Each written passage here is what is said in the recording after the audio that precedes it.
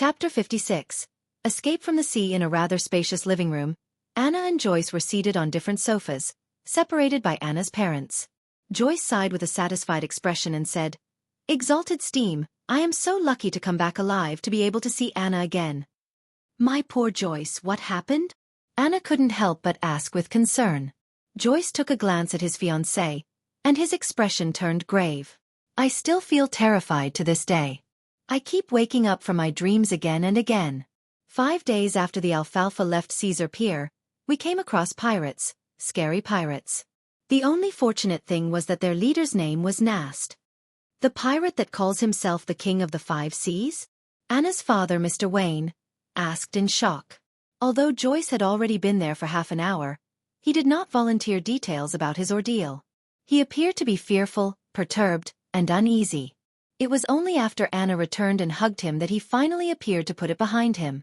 Yes, due to his declaration of being a descendant of the Solomon Empire, the King of the 5 Seas, Nast didn't believe in killing captives. Hence, we were only robbed and didn't lose our lives. "His subordinates even left us sufficient food," Joyce said as he recalled the ordeal. His body started to quiver, but he continued to describe his deepest and scariest nightmare. "I didn't lose much of my wealth. I believed that my misfortune was over, but as we continued towards our destination, a heated conflict erupted among the Alfalfa's passengers and crew. From disagreement, to fighting, to drawing revolvers, and raising swords to kill each other. I saw nothing but blood during that period. One after another, people beside me fell with eyes opened, never to be closed. Their limbs, hearts, and intestines were scattered across the floors. Those of us who were unwilling to turn into savage beasts, the rational group, had nowhere to hide and nowhere to escape. We were surrounded by deep blue waves and the boundless ocean. Some wailed, some begged for mercy, some sold their bodies, but their heads were hung from the mast either way. Anna, I reeled in despair back then. I thought I would never see you again. Fortunately, in such a nightmare, there was still a hero. The captain took us to hide in the sturdy keel of the ship, and we relied on the stored water and food there until the maniacs reached their limits. Mr. Triss encouraged us, courageously leading us in an assault against those murderers. After an unforgettable bloody battle, we survived. But the Alfalfa strayed off course, and only a third of the original sailors remained. When he depicted the most horrible and darkest side of the human psyche, Joyce couldn't help but recall the hero, the man that called himself Triss. He had a round and amiable face. He was shy like a girl and enjoyed staying in a corner. Only people whom he was familiar with knew that he was a very good conversationalist. But it was such an unremarkable boy who stood in front of everyone with determination in the worst of days. "Oh, exalted Steam, my poor Joyce, you went through such a heartbreaking ordeal. Thank God, praise be to God, he prevented us from eternal separation." Tears welled up in Anna's eyes as she constantly dotted 3 points to form a triangle, the sacred emblem for steam and machinery. Joyce revealed a faint pale smile. "This is the reward for our faith." The Alfalfa then went through storms, lost its course, and after surmounting one challenge after another, arrived at Enmat Harbor. Due to the bloodbath that had taken place on the boat, those of us that survived were held captive by the police and questioned separately. We didn't have a chance to send telegrams home to update our loved ones. When they released us this morning, I immediately borrowed some money from my friend and took the steam locomotive back. Thank God for letting me set foot on the land of Tingen again, allowing me to see all of you again. Then, he looked towards his fiancée in confusion. "Anna, when you saw me, I could feel your happiness and surprise, but I couldn't understand why you rushed towards the door so excitedly right after you got off the carriage." I had planned on giving you a huge surprise." Anna thought about what had happened earlier, and continued in disbelief. "There's nothing to hide, Joyce. As I was worried about you, I went to the only divination club in Tingen City today for a divination. That fortune teller, no, the seer told me, he said, your fiancé has returned. He's in the house with a windmill." "What?" the Wayne couple and Joyce exclaimed simultaneously. Anna covered her face and shook her head. "I can barely believe it either, but it happened. Exalted Steam, perhaps there really are miracles in this world. Joyce, that seer asked me for your name, characteristics, address, and birth date. He told me he was going to do an astrolabe divination. Then, he asked me if the house with a toy windmill was yours or mine. When I confirmed it was mine, he said, "Congratulations, Miss Anna. Mr. Joyce Meyer is currently a guest at your place. What he needs now are not questions, but consolation and a warm hug." God! Joyce found it unbelievable and incomprehensible. Does he know me? Did someone send him a telegram? Could it be that he is familiar with the police in Enmat Harbor? No, that doesn't explain it. How did he know that I came to your place? How could he possibly know that you would seek a divination? Did you make an appointment? No, I made a selection at the last minute, Anna replied with a vacant-looking expression. Perhaps a good seer needs to be in control of vast amounts of information, even if it cannot be used anytime soon. Perhaps that is the fascinating aspect of divination. Anna's father, Mr. Wayne, sighed and concluded. In the known history of more than 1,000 years and in the uncertain fourth epoch, divination has existed and has yet to disappear. I think there must be a reason for that. Joyce shook his head lightly and asked, "What's that seer's name?" Anna thought and said, "Klein Moretti." In the reception lobby of the Divination Club. As Klein had spoken softly, Angelica knew not to go close. Therefore, she only saw Anna leave as though she had lost her soul, wearing shock and confusion on her face. Angelica briskly walked to the sofa and asked out of curiosity, "Was the result good?" She did not dare ask the actual result, afraid of violating the unspoken rule of fortune-tellers. "Yeah." Klein nodded and took out 3 copper coins from his pocket. 1/8 of 1 soli is 1.5 pennies, right? Yes. Angelica looked at the copper coins and realized that one of them was a penny and 2 of them were half-pence. She quickly held it out and said, "There's an additional half-pence." Klein smiled faintly and said, "Thank you for taking care of my customer. She gave me a tip, so it's only right I give you one. It's also to thank you for recommending me," he added in his heart. "All right." Angelica felt an unknown fear of Klein, but since the reason was appropriate, she didn't refuse the offer. Klein returned to the meeting room, believing that there would be more people requesting his divinations. However, he did not receive a second customer by 40 minutes past 5. It wasn't because the Divination Club's business was poor, but because most people had already chosen a fortune-teller. They likely were recommended by others and had long determined whose services to hire. In short, I'm still lacking in reputation. Klein laughed at himself for using game terminology. He finished his 3rd cup of Psy black tea, grabbed his top hat and silver-edged walking stick, and walked leisurely out of the meeting room. Angelica suddenly recalled Glassie's instructions, and she quickly moved to intercept him. "Mr. Moretti, when will you next visit the club? Mr. Glassie would like to thank you in person." "I will come over whenever I'm free. If fate permits us, he will definitely meet me," Klein replied, using the tone of a psychic charlatan, as though he was in character. Then, he left the club before Angelica could respond and took the public carriage home. When he stepped through the door, Klein found Benson reading the newspaper and Melissa putting together bits and pieces of gears, bearings, and springs in the evening sunlight. "Good afternoon. Did Mrs. Schaud visit?" Klein asked casually. Benson didn't put down his newspaper. Instead, he lifted his head. "Mrs. Schaud's visit lasted 15 minutes. She brought some gifts, and she was very happy with the muffins and lemon cake that we prepared.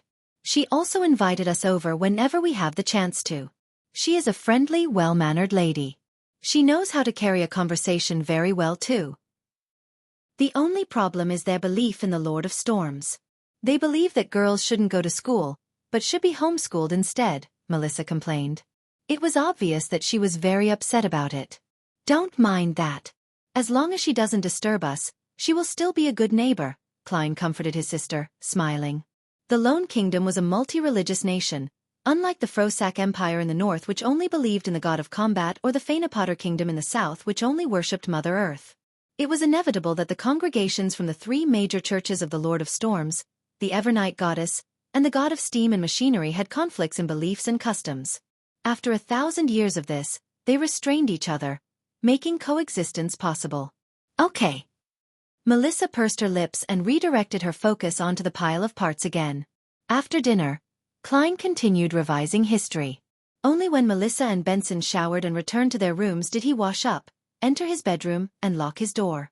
He needed to organize and summarize what he had learned and the problems that he encountered to prevent himself from forgetting or missing out any critical points.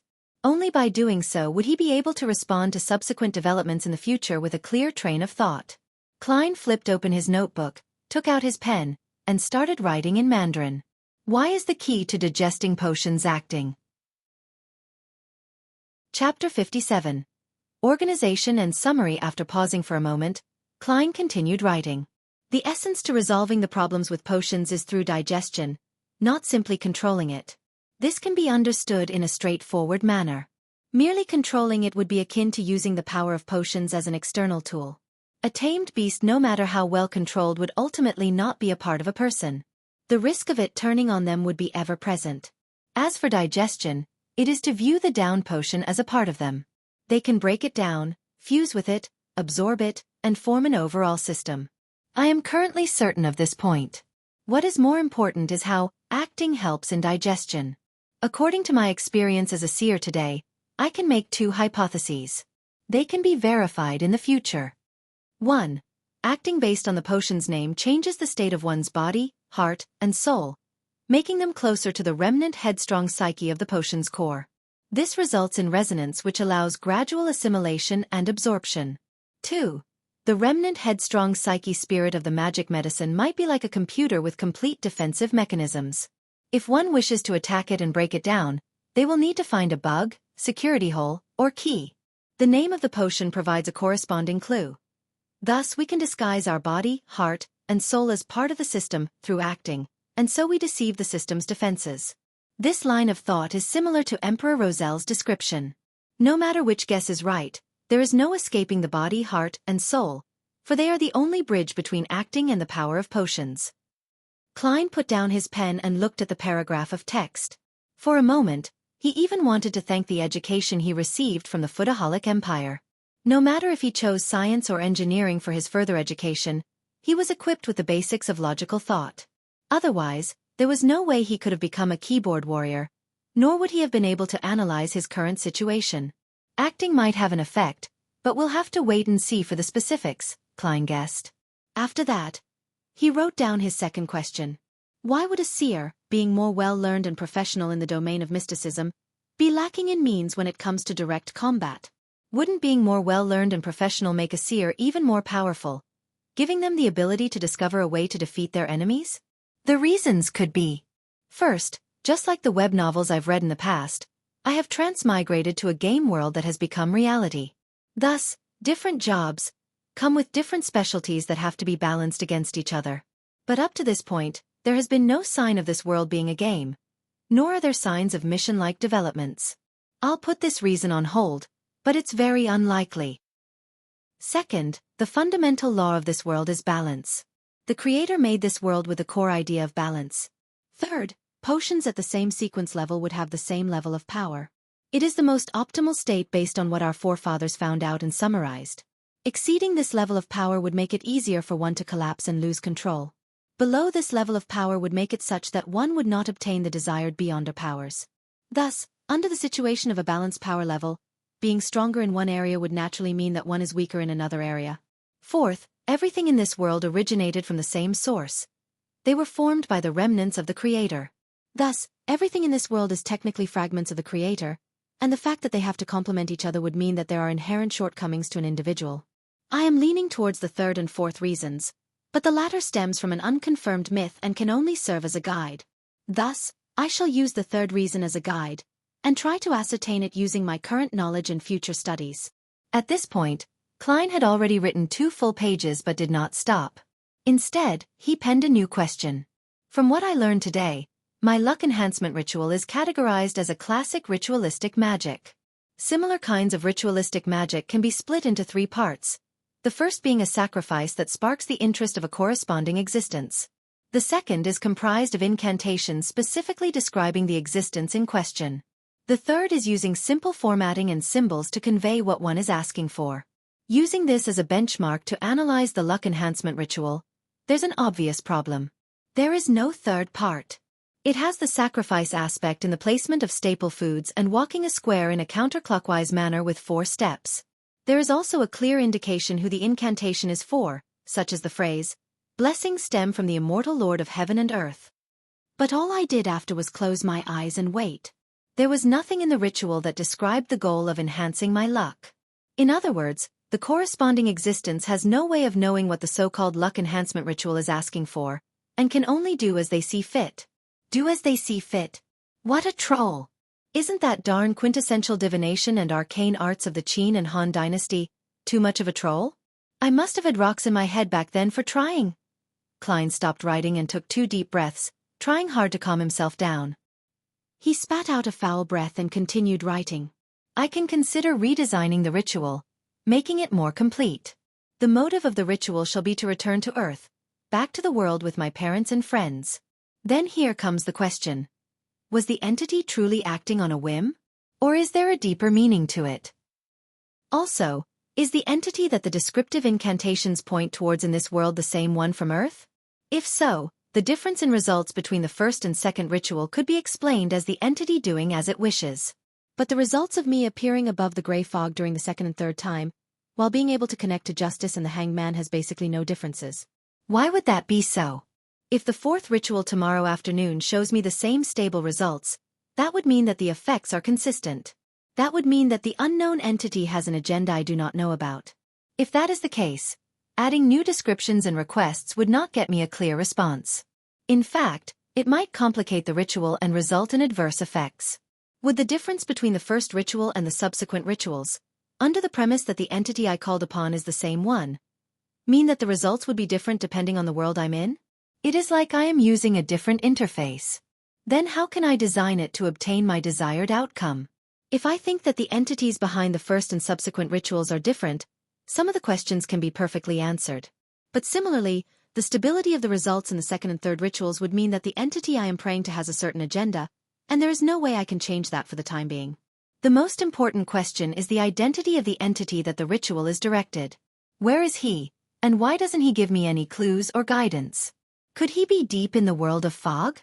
Can I treat him as an entity in slumber, an entity that would give fixed responses if I give him a certain stimulus, but would not interfere with what I do other than that? Then I can introduce a different ritual as a stimulus and conclude whether the feedback I receive is regular. That way, I can find the correct method of returning. But the problem lies in the possibility that he is not asleep.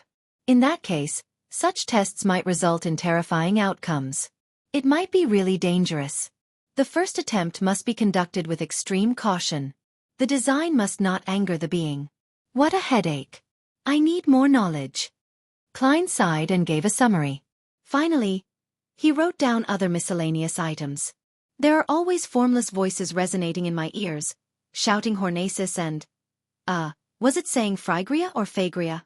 Hornacis is the mountain range dividing the Lone Kingdom and the Intis Republic. Its main peak is 6,000 meters above sea level. According to the records in the Antigonus family's diary, there existed a nation of the Evernight in the fourth epoch. Is the nation of the Evernight related to the Evernight goddess? Is there any connection between the two? Are they allies or enemies? Was the Antigonus family obliterated by the Church of the Evernight goddess due to nation of the Evernight? Did I hear murmurings coming from the diary, from the howls of the Antigonus family over 1 or 2,000 years? What then does Phrygia, Phlegria mean? An interesting question.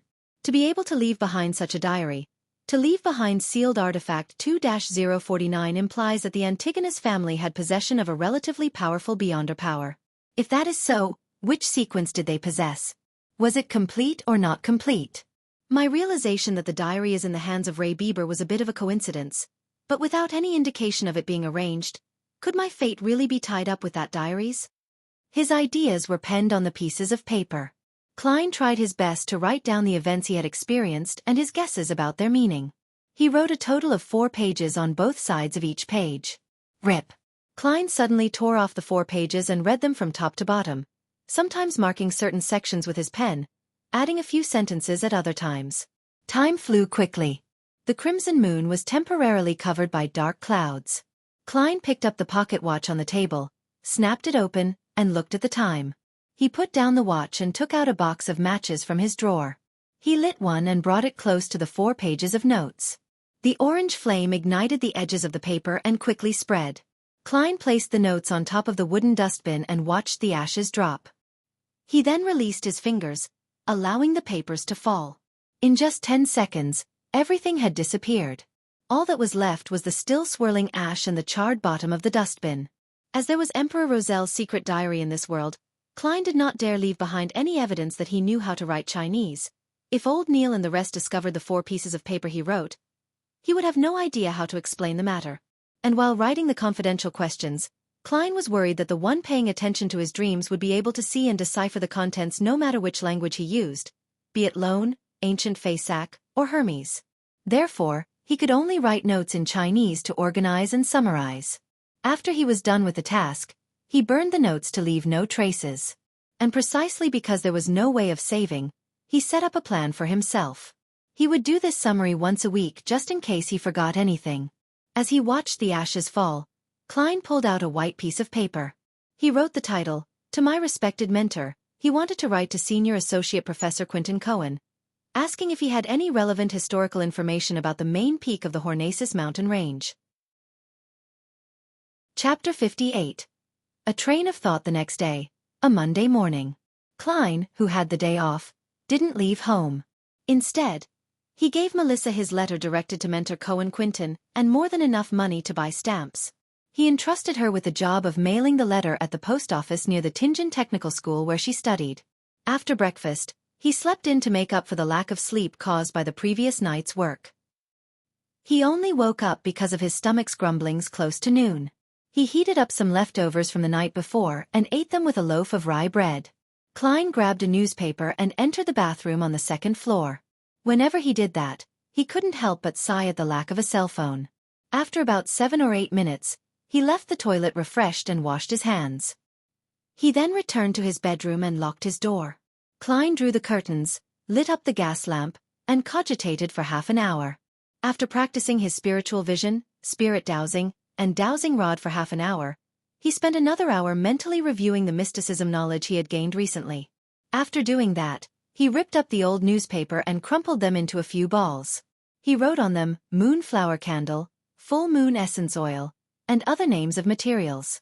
He followed the prescribed steps of ritualistic magic in his head in order to master every little detail. Until he was entirely familiar with it, he didn't intend to try ritualistic magic because it was both a waste of materials and also easily attracted danger. He repeated again and again until he picked up his silver pocket watch patterned with vine leaves and took a glance.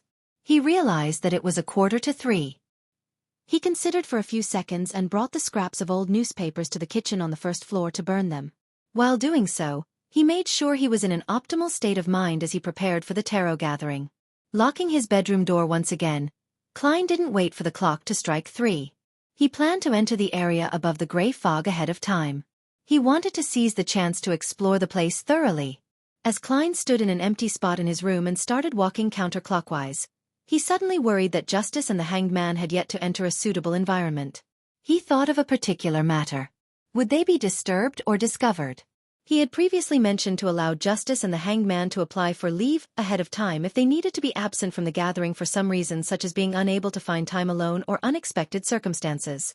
It would have been an almost unsolvable problem for Klein in the past.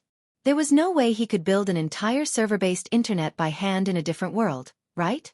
Any technology beyond the telegram could expose him. But now, he had suddenly found inspiration from ritualistic magic. Ritualistic magic borrows the powers of others by seeking the help of different existences. Similar incantations would make it clear who it is directed to in the beginning, such as the Evernight Goddess or the Lady of Crimson.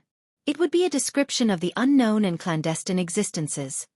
Then, can I amend the chant and redirect the beginning of the chant towards myself? Directed at me. This way, even if Justice and the Hanged Man conduct the ritual in different locations, I would receive their messages. Klein suddenly felt fresh insight as he began analyzing the likelihood of the method working. There are 2 difficulties. First, I am not an incredibly strong high-level sequencer. Even if the description of the incantation was directed to me, I couldn't possibly receive the request. Second, how can I ensure that the description of the chant is directed at me accurately, and doesn't stray away and hit some other unknown existence that fits the description? That would be incredibly dangerous. Klein paced back and forth, deep in thought for a possible workable solution. He went in circles with silent footsteps. Then, he naturally linked the matter with the mysterious world of the gray fog. Even if I can't receive the message, that doesn't mean the gray fog can't. Its connection with the crimson stars can drag a person into the space directly, regardless of where they are in the physical world. I could consider tying myself to the mysterious space together during the directed description. In accordance with this train of thought, even though I might not immediately receive the request when the other party is holding the ritual, I will still be able to see the corresponding messages whenever I enter the gray fog. To put it simply, it is the difference between being online and offline on an instant messaging system. Klein became more excited the more he thought. He felt that his idea was worth a try. What kind of description could be used to precisely direct a message to me and to the gray fog world? He started thinking about the actual details. In fact, he had an incantation that would definitely work. It was none other than the lone translation of "Blessings stem from the celestial worthy of heaven and earth." But herein lies the problem. He would lose control of the gray fog and lose his leading role. He could only exclude it. Fool from an alternate world? No way. It is quite accurate, and there is almost no other existence that fits the criteria, but it would expose my biggest secret. Klein thought of one incantation after another, but he crossed off each one. After about 7 to 8 minutes, he finally decided on the description of the first paragraph that directed to him. The fool that doesn't belong to this era. It was obviously not accurate enough, therefore, Klein quickly added, the mysterious ruler above the gray fog. The combination of the two lines practically limited it to him. Furthermore, he had tied the gray fog to him. It's still a little short. I cannot eliminate the possibility that there are multiple spaces and rulers above the gray fog. I cannot eliminate the fact that the description might be directed to the spirit world. Klein creased his eyebrows and planned on making it more certain. He thought for a full minute and finally decided on the last part of the description. The king of yellow and black who wields good luck. It shared a similar meaning to "blessings stem from the exalted the arch of heaven and earth." If the incantation purely depended on that part of the description, it might end up being directed away and provoking unknown dangerous existences. But with the first two lines as a limitation, and his experience of arriving above the fog through a similar incantation, he believed that the target's description could result in a perfect lock-on. Klein wasn't sure if casting the ritualistic magic with those three descriptions would be effective, but he was definite that it would not attract the attention of another existence, it wouldn't throw justice and the hanged man into danger. Klein heaved out a long sigh and recited the incantation that he had decided upon. The fool that doesn't belong to this era, you are the mysterious ruler above the gray fog. You are the king of yellow and black who wields good luck. He nodded his head slightly and took out his pocket watch to confirm the time. It's already 2:58. Without further thought, Klein put away his pocket and entered cogitation. Soon he chanted and took 4 steps counterclockwise to form a square. The most ferocious noises and heart-stirring roars were heard once again. He felt the headache that was even harder to deal with than the pain of consuming the seer potion. The pain was not a sharp pain that tore through his head. It was a throbbing pain that made him manic and irrational. It was a pain that left him in chaotic confusion. Klein controlled himself using cogitation and tried hard to ignore the voices. The muttering and murmurs receded like the tides. His body became ethereal, along with his spirituality. Everything seemed to float. The boundless gray fog appeared before his sight, the crimson stars at varying distances from him, just like pairs of eyes. Above the gray fog stood the palace, lofty and towering like the home of a giant. It was as though it had been there for millions of years. All Klein did was will it and he disappeared from where he was, reappearing at the seat of honor at the long bronze table with 22 high-backed chairs. The effect of the ritual is definitely fixed, Klein muttered. He tapped his glabella gently and allowed the fog to engulf him, once thicker than before. According to the description of the hanged man, if Justice had become a spectator, it would be best not to reveal any of his tics before her. Without any time for exploring, Klein extended his right hand and formed an invisible connection, connecting him to the 2 familiar crimson stars.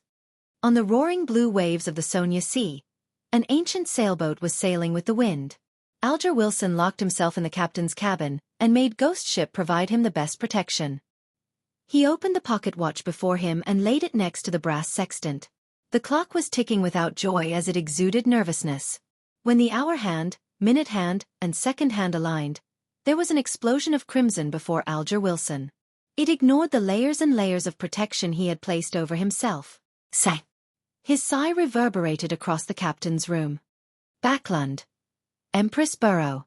Audrey Hall laid against a down feather pillow and glanced at the yellow paper in her hand. Her gem-like eyes looked like they had two souls spiraling slowly in them. Her gaze was calm and cool, as if she were waiting for a play to begin. As the crimson red erupted, she looked at herself being swallowed with complete detachment.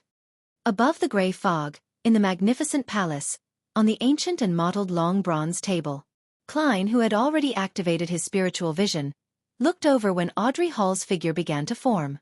He was not surprised to see that the colors deep in her aura had blended together. It became pure and serene, like a lake that was clear and reflective. She really did become a beyonder. Klein was just about to move his gaze away when he suddenly saw the chair belonging to Miss Justice change. The bright stars on the back of the chair moved swiftly, forming an illusory constellation that didn't belong to reality. That constellation was familiar to Klein because it was one of the symbols of mysticism. It was a symbol that represented Giant Dragon. Spectator. Giant Dragon. Klein restrained himself from shaking his head and looked over at the back of the hanged man's chair. Typically speaking, it was impossible for him to see the back of the chair from his angle, but this was where he was in control. Everything presented itself according to his will. The constellation on the back of the chair had not changed, but since Klein had grasped the basics of mysticism, he wasn't as ignorant as before. He could recognize that it was the symbol of windstorm. Sailor. Keeper of the sea. Windstorm. That's reasonable. The color deep in the hanged man's aura is much purer than it was. Has he leveled up? Oh yeah, what about the symbol behind my chair? Klein suppressed his impulse to look, rapped the edge of the long table thrice just like before, and smiled as he said, "Congratulations, Miss Justice, you are a beyonder now." He can tell straight away? Audrey was stunned and smiled faintly. "Thank you, Mr. Fool, and thank you, Mr. Hanged Man. That was much faster than I thought," Alger Wilson said honestly. Klein didn't continue the topic but tapped his glabella and said with a smile, "Ladies, sir, have either of you found Roselle's diary?" Chapter 59.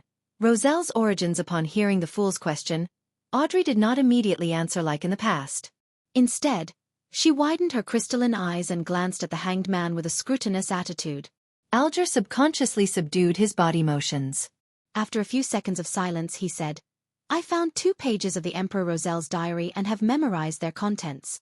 "I have 1 page," Audrey, whose vision was obscured by the fog, said as though she was removed from the conversation. "Pretty good." Klein did not allow his joy or his disappointment be noticed from his voice. He felt joy as there were 3 full pages, but disappointment also because there were only 3 pages. Their initial search for the diary was definitely easier, for all they had to do was ask through their connections and channels they were already familiar with. Collecting the pages would become more and more difficult as time went on, as it would involve more and more elements. "Should we express them now?" Audrey inquired with a calm tone. "Yes." Klein simply nodded. He maintained his posture without any change. He had to be cautious in front of a spectator. As he finished his sentence, pieces of yellowish-brown goatskin parchment and dark red fountain pens appeared in front of Audrey and Alger. The 2 of them picked up their pens and started to recall the symbols they had seen. They also infused the emotions of expressing them out. Silently, lines of text appeared on the goatskin. Some of them appeared proper, some delicate, others slanted. In a mere minute, the contents that Alger and Audrey had forcibly memorized were all written. Klein willed the 3 pieces of parchment into his hands. He gave the pages a cursory glance and realized that some of the grammar was wrong. There were also missing and wrong words in the content. But experimentation had proved that incorrect sequencing of words to some extent did not affect the overall comprehension of Chinese. Klein was also not afraid of missing words since he often read web novels filled with censored asterisks. April 8th. I stood at the bow of Black King and stretched my arms, saying to Grimm and Edwards, "My fortune is yours for the taking, but you'll have to find it first. I left everything I own at the ends of the fog sea." They did not understand my humor at all and even asked if I really had other treasures. How boring. You can't be my 4 horsemen of the apocalypse if you keep it that. April 11th. I discovered a nameless island that was not on a safe sea route. There are a good number of extraordinary animals there. No, I prefer calling them extraordinary beings. It feels more impressive that way. Other than that, There are several weird creatures on the island. I believe that if Darwin had been transmigrated there is no way he could have written his theory of evolution. April 15th. Grimm has suddenly become a little odd. Has he been infected by something? When did the Emperor Roselle, who was born in the Intis Kingdom, set off on a voyage? The Fog Sea should be the sea west of the Intis Republic. Yeah, I need to use historical information from the library to cross-reference this. Klein quickly finished reading a page, casting his gaze to the back of the piece of paper. At this point, he no longer hid the fact that he could decipher Emperor Roselle's secret symbols since this ability fitted the persona and status of the fool. Audrey and Alger did not speak. They waited silently, as if unsurprised by such a revelation. In fact, they even believed that it was only right. October 2nd. They actually wanted me to marry Matilda from the Abel family without even consulting me first. Heavens, I have not even met her. No, I must decline. Even if I were to run away from home and survive on my own and suffer the vicissitudes of life, I must fight against this marriage. October 5th. Miss Matilda is really pretty. October 6th. Her personality and her demeanor is just my type. I am starting to look forward to the marriage. Hey, Emperor, where is your integrity? Klein leaned back into his seat, not allowing his emotions to pass through the fog. He realized that Gustav did not write in his diary every day early on. Most of the time, he would only write in the diary when there were certain events that he needed to lampoon, record, or to vent his emotions. He shifted his gaze downward. Klein looked at the last sentence of this page. October 9th. They actually called me the son of the steam. I like that very much. Klein was a little disappointed that the information in the first 2 pages was of little value. But he did not turn sullen. He moved the 3rd page to the top. This page had content written on both sides of the paper. May 21st. The Church of the God of Craftsmanship gave me 2 choices. 2 beginning sequence pathways. One of them is the Savant. It is a complete sequence pathway they possess. The other is Mystery Prior, which they obtained from the Moses Ascetic Order, but it lacks the higher sequences. May 22nd. My choice was easy. Savant. The Savant has a complete sequence pathway. Although wielding more information on mysticism can aid my return home, the problem is that if I am not strong enough, there is a need to acquire external help for transmigration. And I do not know if this external entity would be good or bad, benevolent or malicious. I cannot control it, and thus it could be very dangerous. In that case, why not strengthen myself and return by relying on my own powers? Thus, the complete sequence was the most important factor in my considerations. May 23rd. I have become a savant. With the power of the potion, I actually recalled all the knowledge I had learned in the past, such as physics, chemistry, etc. I have not only recalled the knowledge, but I understand it more deeply, as well as its possible applications and implications. Haha, this is a job specially tailored for a transmigrator like me from an alternate realm. I will be able to express my advantage to the greatest extent. I have to say that if I were to return in my present state to the 3rd year of high school, I would definitely become top scholar. If I could further specialize in an area, it wouldn't even be too hard for me to become a scientist. May 26th. I am enjoying my status as a savant. Something odd worth mentioning. When I address myself as a savant, doing things that are in line with this role, the murmurings that drive me crazy become considerably softer. I have also been able to control my occasional temper outbursts. I have also recalled the matter regarding the diary. Is this the acting that the mysterious Mr. Zeratil mentioned? This could be key in resolving the side effects posed by potions. As Klein read the diary page, he had a deep realization that there was a fundamental difference between how he and the Emperor Roselle did things. For example, regarding the matter of returning home, Klein considered grasping in-depth knowledge of mysticism to avoid risks and accomplish his goal, while Emperor Roselle preferred to rely on himself and face the risk. I have to say, I envy people like that sometimes. Perhaps everyone yearns for something they do not possess. Of course, I also have to consider strengthening myself. Both of these are important, Klein thought, sighing a little. The description provided by Emperor Roselle about acting instilled Klein with confidence that the conclusion he made about acting yesterday was more or less correct. He put the 3 diary pages down, looked up at Justice and the Hanged Man. He smiled and said, "My apologies, I was too absorbed in reading them." Audrey calmed the envy in her heart and smiled faintly. I can understand. I hope to one day be able to exchange information about the diary's contents. That will require a price. Klein smiled and glanced at Justice, then swept his gaze towards the silent hanged man. Audrey put her palms together and placed them in front of her. Mr. Fool, Mr. Hanged Man, I have 3 questions to ask. If you think that the answers warrant a high price, tell me what you want. I will try my best to seek it. No problem, Alger answered succinctly. Klein nodded and leaned back further, making himself comfortable. Audrey thought for a few seconds and said, the first question is, what does acting really mean? I realize that the remnant psyche in the potion has minute effects on me. Is that because I've been acting as a spectator all this while? Alger did not speak. Instead, he looked at the fool, as though waiting for him to give an answer. Klein rubbed his finger on the edge of the table and said in a relaxed tone, let me explain this with an analogy. Imagine the core powers of your potion as a tightly guarded castle. The remnants of the psyche that can cause a lashback resides within that castle. Our goal is to get rid of it and become the true master of the castle. There are 2 ways we can do that. The first is to forcefully invade the castle. There is no guarantee that this will work, and you will most definitely injure yourself unless you can suppress it with absolute power. But of course, we are not equipped to do that. The second way is to get the owner of the castle to extend an invitation. This invitation can allow us to slide through the scrutiny of the guards and infiltrate the castle. We can then easily finish off the enemies.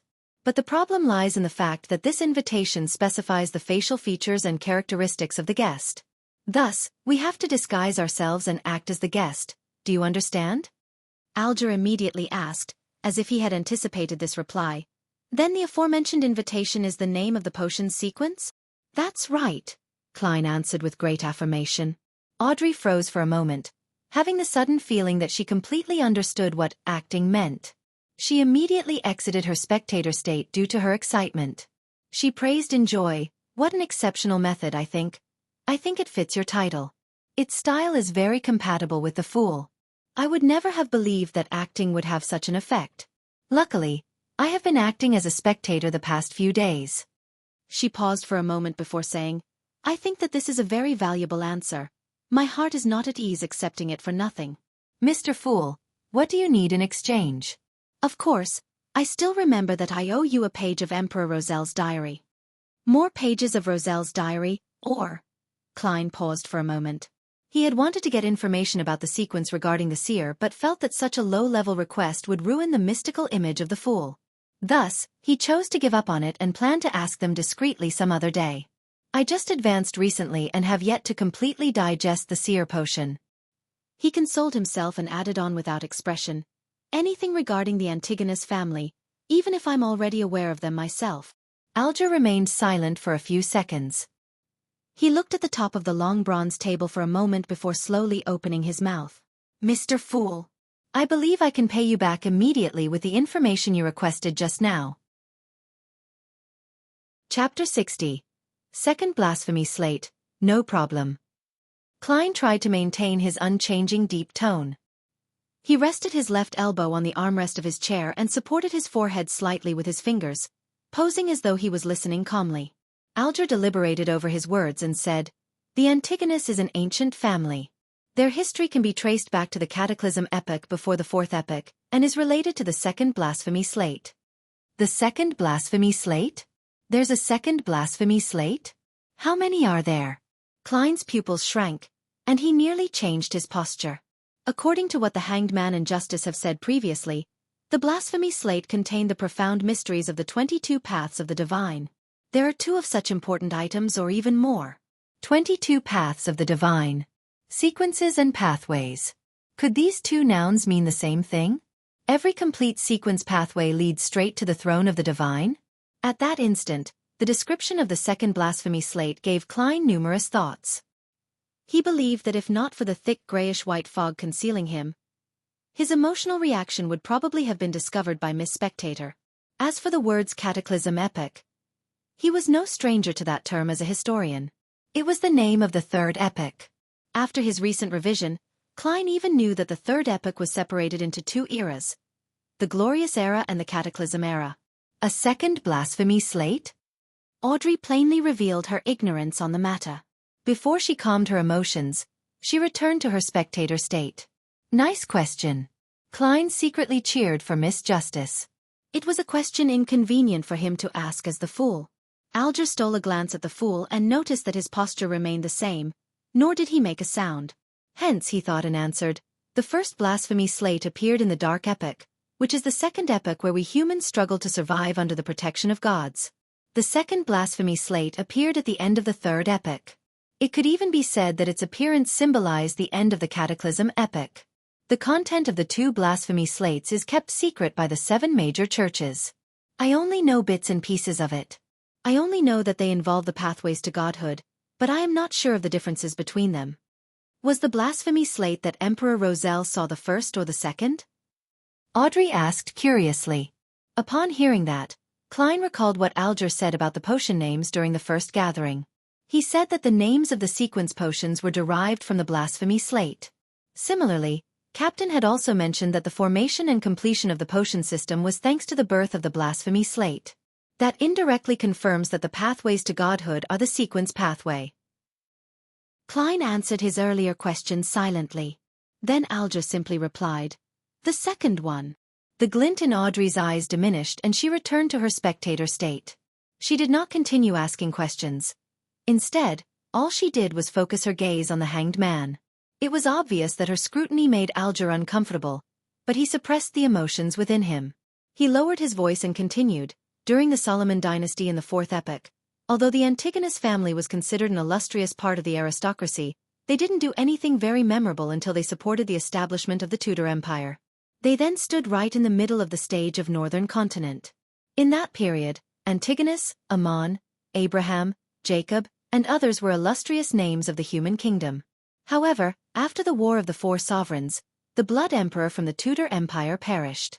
They fell from the top of their pedestal and are now hunted by the 7 gods.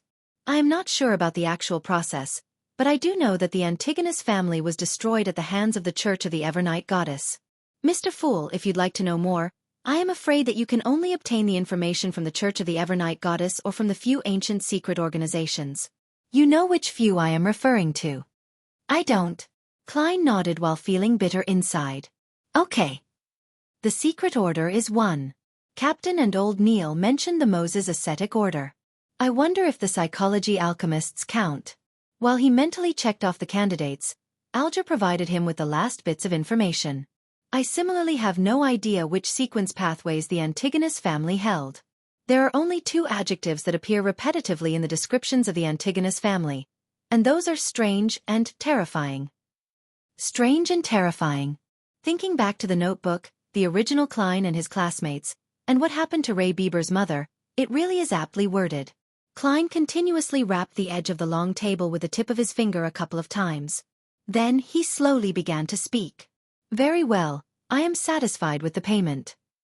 The reason he continuously rapped the long table lightly with his fingers was to emphasize the action, to make Justice and the hanged man believe that he had a habit of rapping in order to conceal the fact that the same motion was used to activate and deactivate his spirit vision. It's my pleasure. Alger did not say anything else. Audrey took a look at the hanged man and then the fool. She smiled faintly and said, Then I shall ask the second question.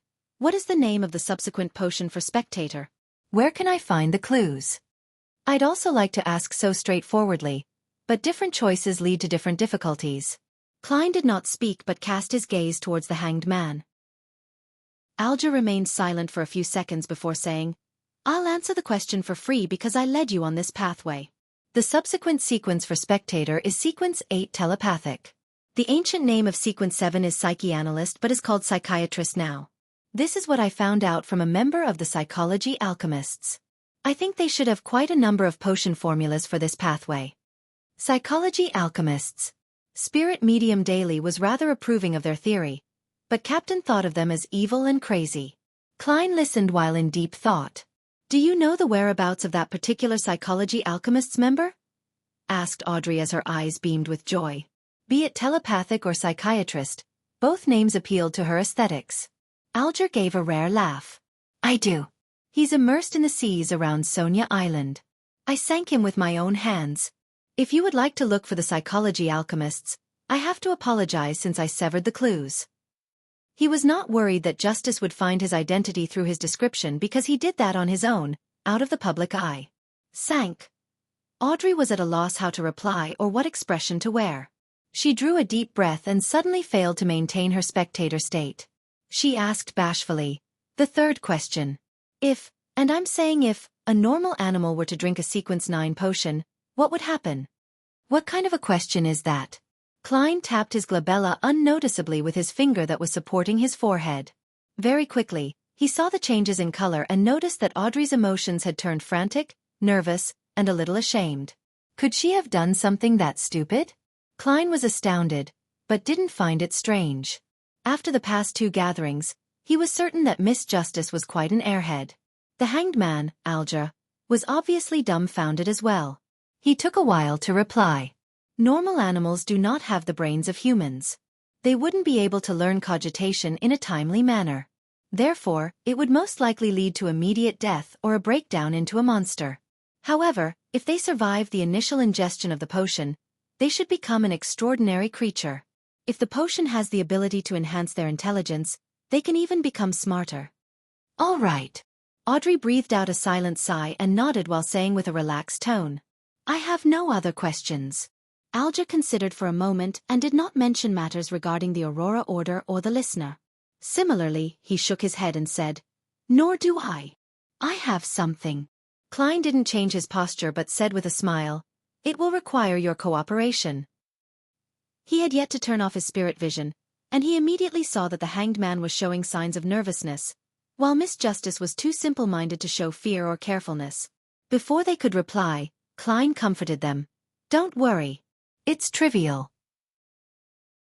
If it succeeds, it will be beneficial to you, so I wouldn't be paying extra remuneration. Go ahead. Audrey instinctively entered the spectator state, but she couldn't see through the thick gray fog engulfing the fool. As you will, Alger replied, steadying himself. Klein moved his fingers and smiled when he said, Previously, I said that we would do some experiments to enable you to ask for a leave of absence. That way, you do not have to worry if you have to be somewhere inappropriate on a Monday afternoon. That's our wish. Audrey loosened her tightly knitted eyebrows. Alger thought and said, What do you need us to do? You could try a piece of ritualistic magic during your free time. It need not be too formal. As long as you are in an environment that won't be disturbed. Put 4 brand new candles on an altar, placed on 4 corners respectively. It's best if they are candles with a sandalwood scent. Put a loaf of white bread near the candle on the top left corner, a bowl of feinepotter noodles near the candle on the top right corner, paella by the candle on the bottom left corner, and a desi pie by the candle on the bottom right corner. Use a silver knife to make a sealed spiritual environment. Klein described his modified version of the luck enhancement ritual and taught Miss Justice how to create a spiritual environment for free. To be frank, as the ritual was targeted at himself, Klein believed that the former part, which was intended to attract the interest of an entity, could be omitted completely. However, he still worked hard to make the procedure seem important. Of course, it didn't comply with what old Neil taught about gods being second and oneself being third. Mix moon flowers, gold mint, slumber flowers, fingered citron, and rock rose together, then distill it. Extract it for its essential oil, then pour a drop onto each candle. Audrey listened with piqued interest as she recorded all that he said. When he was done, she asked, What about the incantation? Mr. Fool, what's the corresponding incantation? Alger stopped writing with the fountain pen in his hand as well. He turned his head to look at the fool. Klein, who was immersed in the gray fog, tapped the edge of the long table with his finger lightly and said calmly and monotonously in Hermes, The fool that doesn't belong to this era, you are the mysterious ruler above the gray fog. You are the king of yellow and black who wields good luck. Chapter 61. Strange Symbol. The fool that doesn't belong to this era. The mysterious ruler above the gray fog. King of yellow and black who wields good luck. Audrey Hall recited the 3 descriptions to herself silently. She suddenly felt a tumultuous wave of emotion go through her, preventing her from maintaining her spectator state. As an aficionado of mysticism, she had learned Hermes that was used in rituals and had tested out the rituals that fellow noble aficionados mentioned in private gatherings before she was pulled into the gray fog or made formal contact with beyonder powers. None of those rituals had any effects, but they had given Audrey a basic understanding of the structure of incantations. Thus, She knew clearly what these 3 incantations described and signified. The descriptions usually described one of the 7 gods that looked over this world. Thus, the Fool's incantation was claiming status equal to the Lady of Crimson, Mother of the Secrets, and the Empress of Disaster and Horror. Is Mr. Fool the unknown, mysterious, powerful, godlike entity that Glaint spoke of? The source of danger that we must avoid in rituals? Audrey quickly recalled the comments made during the strange rituals which she and her friends did not dare attempt back then. She was momentarily at a loss for words. Alger Wilson, who knew and understood much more than Audrey, shivered from the bottom of his heart. If the ritualistic magic which Mr. Fool designed truly points to him to allow him to accept our requests, we would have to be addressing him with him.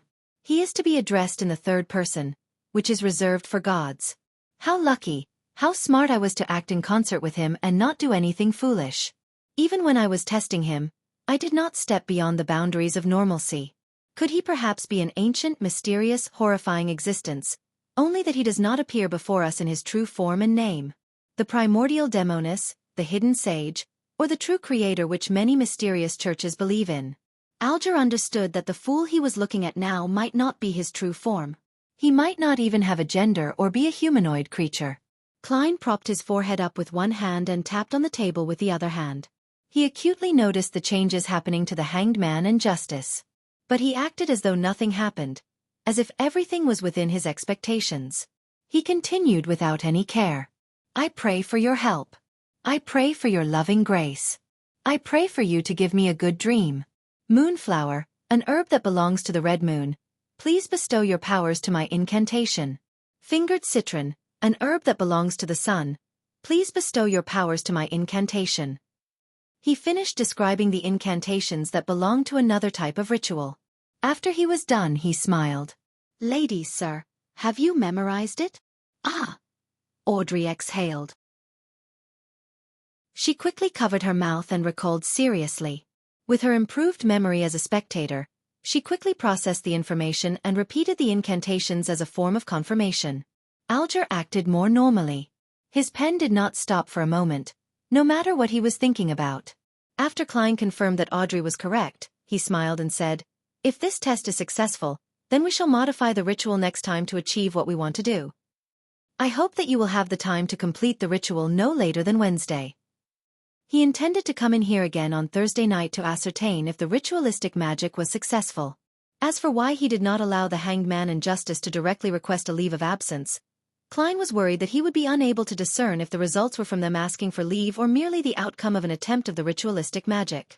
Was he to pull them into the gathering if that happened? By your will. Audrey and Alger replied respectfully, collecting themselves. According to the Hanged Man's suggestion last week, we shall have a time for casual conversation after all official issues have been discussed. Who shall begin? Klein gave a hand gesture signaling for someone to start. Audrey sighed and said, Mr. Fool, the suggestion you made regarding the exam selection and the separation between civil and political matters has received the approval of many members of Parliament. Perhaps it could become a reality. Of course, with the efficiency of this government, the bill will only appear half a year from now at the earliest. She was not worried that the Hanged Man would track her down using this piece of information. She had intentionally and intermittently dropped hints and guided those proud wives to think that they had conceived the idea. Those ladies had rushed to tell their husbands, their fathers, and their brothers. At that moment Audrey felt as though she was watching a flock of golden peacocks showcasing their tail feathers. She believed that those women would drill it in themselves that they came up with the idea to claim the glory for themselves. They would soon forget about what Audrey's role in the matter was, fighting among themselves to see who thought of the suggestion first. Using this remarkable way to change the system of a kingdom gave Audrey a weird sense of satisfaction, as if she had found a way for a spectator to influence the plot of a play.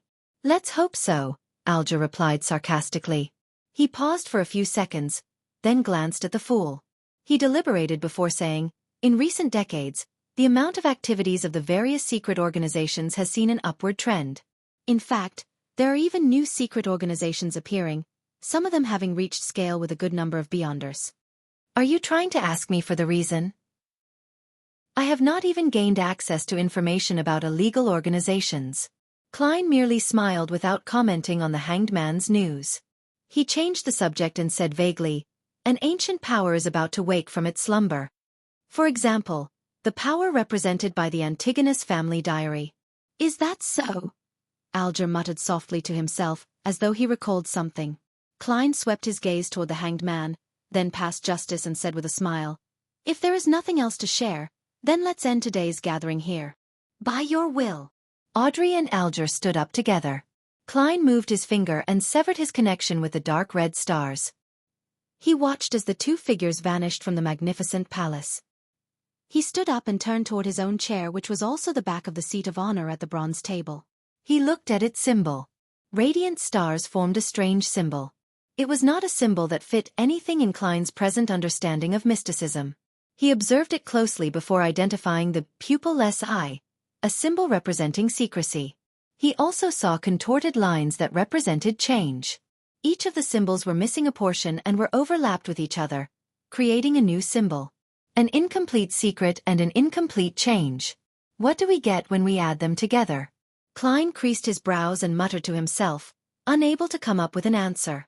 He retracted his gaze and walked along the ancient, magnificent palace. His eyes scanned every corner of the palace. Back when I casually imagined this place, it was merely a rough concept. I did not describe the shape of the palace, table, or chairs. Where does this design come from? The best choice? The first prototype? Or are they a reflection of reality? Klein suddenly had a question he neglected previously as he looked at the palace. Sigh, I have to say that even though I am a keyboard warrior, I am lacking experience in many areas. I am also not observant enough, to the point of only realizing this question now. With such a self-reflection, Klein made a serious effort to examine every corner of the palace, but did not find any other living things or anything strange. Klein did not dare to venture deeper, which seemed to be an illusory land without boundaries. He was afraid that he would end up completely lost. Wow, this place is indeed filled with mysteries. Who knows if there will be any changes to this area when I become more powerful? Klein sighed. He unleashed his spirituality and enveloped himself within, causing him to feel the rapid rush of plummeting. Everything flew past quickly. All kinds of illusions shattered. He tore through the grayish-white fog and saw reality. He saw the table, curtains, and clothes rack in his room. Backlund. Empress Burrow. Audrey saw the oil painting that hung on the wall. She felt the softness the down-feathered pillow under her head provided. She did not stand up immediately. Instead, she seriously recalled what had happened during the gathering, as if she was watching a play she had already watched. Mr. Fool had a certain confidence in his tone when he told us to try the ritual and gave us the descriptions of the mysterious ruler, the King of Yellow and Black. Confidence. Audrey exhaled as she was analyzing this silently, her body shuddering slightly. Forget it, since I cannot fight it, there's no need to think too much about it. Mr. Fool has always appeared friendly. He should be an entity that has a respect for order. Audrey's mood improved rapidly. She thought about her acting, and the weakening backlash of the potion. She hummed a merry tune and got off her bed. She walked toward the door and adjusted her state of mind, taking on her state as a spectator. As she opened the door of the room, she saw a maid walking past. She saw the old calluses on her hands, the marks on her face, and other similar details. She could deduce many things from these observations. At this point, Audrey had a strange feeling. She quickly turned to look at the shaded corner of the balcony. She saw her golden retriever Susie sitting there, silently observing her, just like how she observed the maid. My goddess! Audrey's lips twitched as she sighed. She wanted so much to hide her face. On the Sonia Sea, in the heavily protected captain's quarters, Alger woke up and noticed that nothing had changed around him. It was as if nothing had happened. He sighed and thought to himself, an ancient existence? Klein, who had exited the ritual, pulled open the curtains. He took out his notebook and began writing once again. He recalled the contents of Emperor Roselle's diary, hoping to reinforce the memory through writing and prevent himself from forgetting it in the future. Klein reread the notes several times after he finished writing. Finally, he tore the notes up and incinerated them. I shouldn't forget the most salient points if I do this once a week. But with time and the increasing complexity of my missions, how unfortunate, I do not have better ideas for the time being. I have not learned any cryptography. Klein collected himself and stretched his neck. He planned on heading to the divination club. A seer was defined differently by different people. No one could say that another person's methods were wrong. So Klein, who did not know which kind of seer fit the requirements of the potion, could only correct it as he experimented to ascertain which one was the best fit. Chapter 62. The seer's suggestion. Before Klein left home, he took the time to meticulously clean up his suit and top hat with a small brush and a handkerchief. Then, he washed his white shirt, changing into a similar linen shirt along with the only decent cheap coat he had. He then briskly walked out onto the street. First, Melissa's dress. Then, Benson's suit. Only then can I consider a second suit for myself. Money is never enough. Besides, we need to save money to buy porcelain tableware to receive our guests. Plus, I have to save money to buy a variety of materials related to mysticism. Klein sat on the public carriage and took note of the financial status at home. The more he did the math, the more he shook his head. He reckoned he needed at least a year to let himself, his brother, and his sister live as a middle-class family. Of course, that was without taking promotions and pay rises into consideration.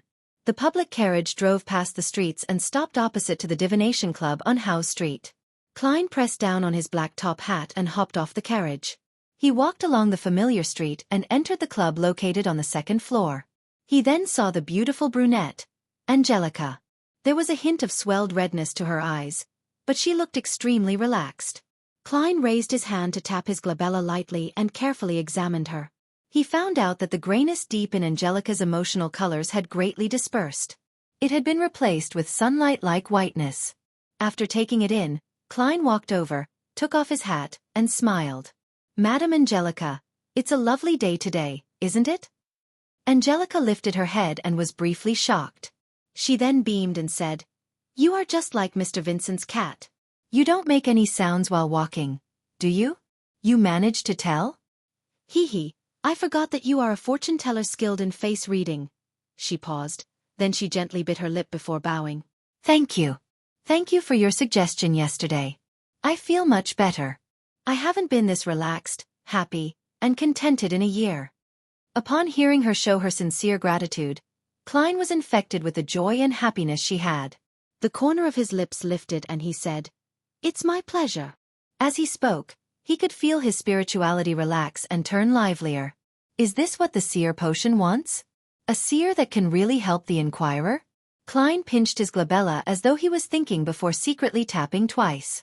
It had to be said that he found the action of activating and deactivating his spirit vision in practice insufficiently inconspicuous. However, the problem was that he hadn't thought of a better solution yet. As he had just become a seer recently, his spirituality had yet to reach its limit, and the same was applied to his mastery. Hence, there didn't seem to be many suitable locations for an activation switch for his spiritual vision. The glabella was the best option by far. When I become a true seer after fully digesting the potion, I should be able to design a more inconspicuous activation motion. Klein nodded unnoticeably and walked towards the half-opened meeting room. "Coffee or tea?" Angelica asked hurriedly. "Desi coffee," Klein answered. He planned on trying out all the drinks the Divination Club had to offer. Then, he saw that there were 6 or 7 members present, but not Honas Vincent, who was almost always was. "Mr. Vincent isn't here?"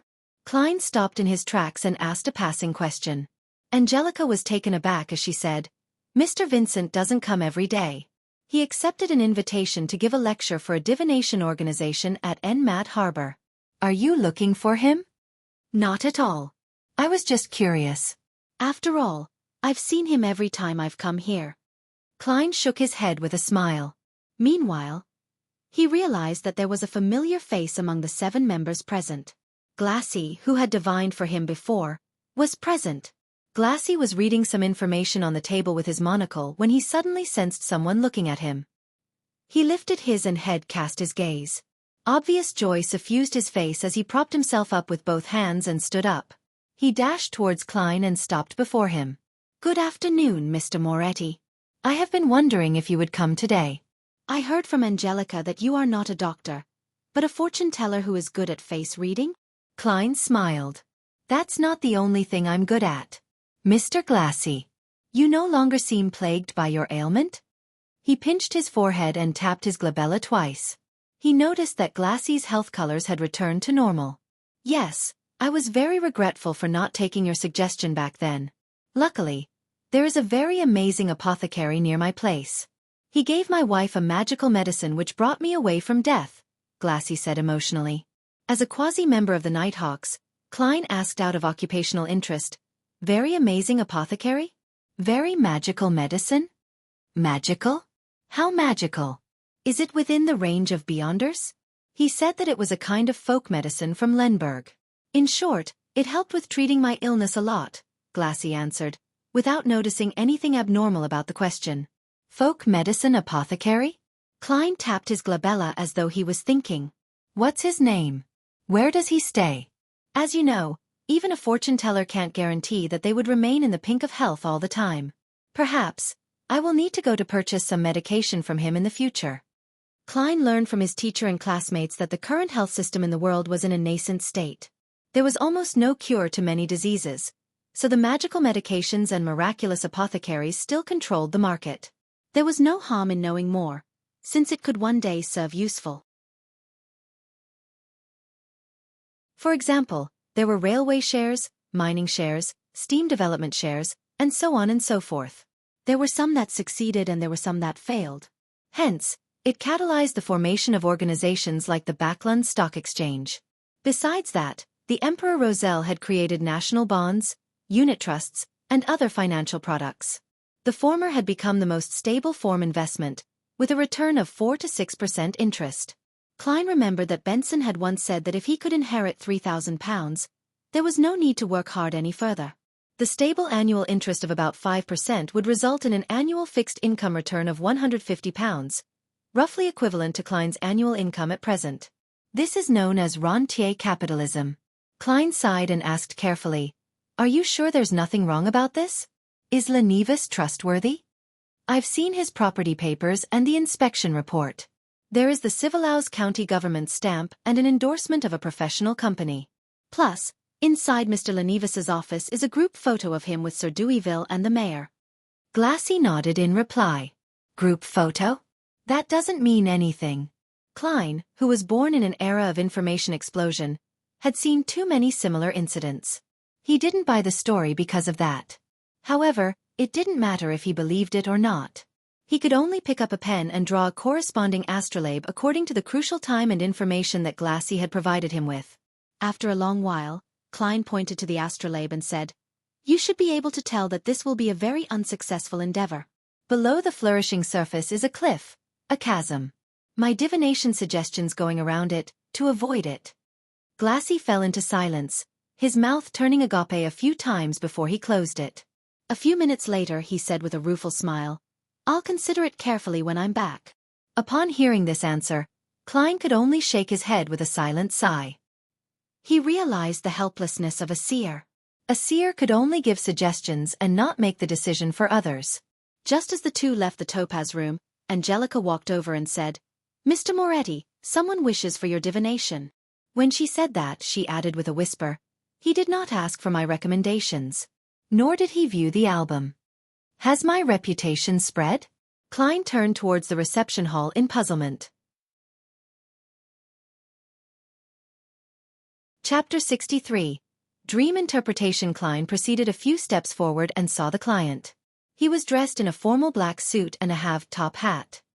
He held a golden-laid wooden cane and his short blonde hair flared from the sides. His nose was aquiline like a hawk's beak. Anna's fiancé. The Joyce Meyer that went through a terrifying ordeal. Klein, who had seen him in his dream divination, immediately greeted with a smile. "Good afternoon, Mr. Meyer." "Good afternoon, Mr. Moretti." Joyce took off his hat and bowed in greeting. "Thank you for the advice you gave Anna. She cannot stop praising how miraculous you are." Klein chortled and said, "I did not change a thing. You should be thanking yourself. Without your determination and your hope for a better tomorrow, you wouldn't have been able to overcome such an ordeal." After the exchange of pleasantries, Klein could not help but lampoon inwardly. Does this count as mutual professional bootlicking? In all honesty, I still find my coming back alive a dream. I still cannot believe that I survived wave after wave of terrifying ordeals. Joyce shook his head wistfully. Without waiting for Klein's reply, he asked curiously, "You knew who I was the moment you saw me?" Was that because of my unique nose, or because you divined that I would visit you? I had your detailed information. That is enough for a seer, Klein answered vaguely, behaving like how a charlatan would. Joyce was indeed stunned. More than 10 seconds later, he squeezed a smile. Mr. Moretti, I wish to request a divination from you. The moment he finished his sentence, he suddenly realized something. Mr. Klein Moretti had addressed himself as a seer, not a fortune-teller. A seer. All right, let us head to Topaz. Klein gestured. At that moment, he felt as though he should have worn a long black robe. He tried to keep his words to a minimum to accentuate the mystique of a seer. Joyce Meyer locked the door behind him after entering the divination room. While he observed his surroundings, Klein seized the opportunity to tap his glabella twice and activated his spirit vision. Joyce sat down and set his cane down beside him. He pulled on his black bow tie and said hoarsely, Mr. Moretti, I wish for you to interpret my dream. Dream interpretation? Klein acted as though it was within his expectations, but was merely asking for confirmation. He saw that the colors representing Joyce's health were dull, but none of them signified an impending illness.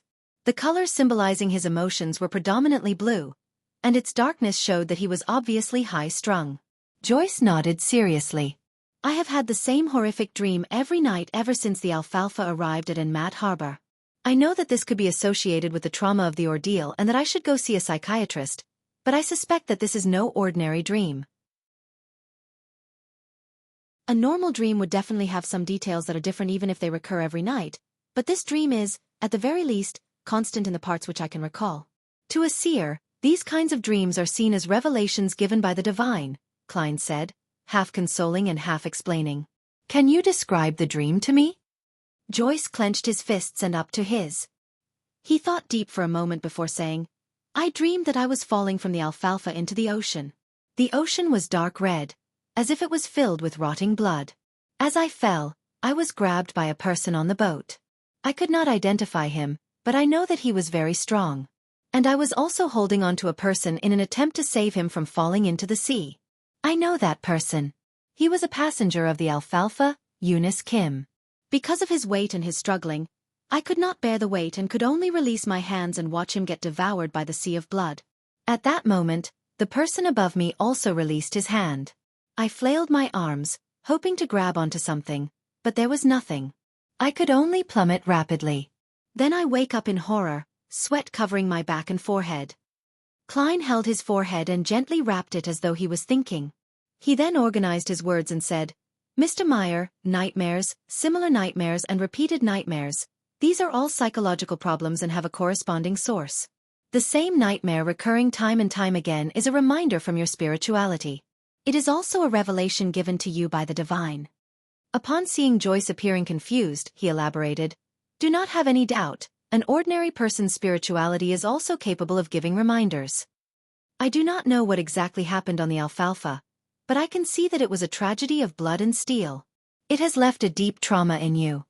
Seeing Joyce nod slightly, Klein continued, you must have been very horrified, very fearful on the ship.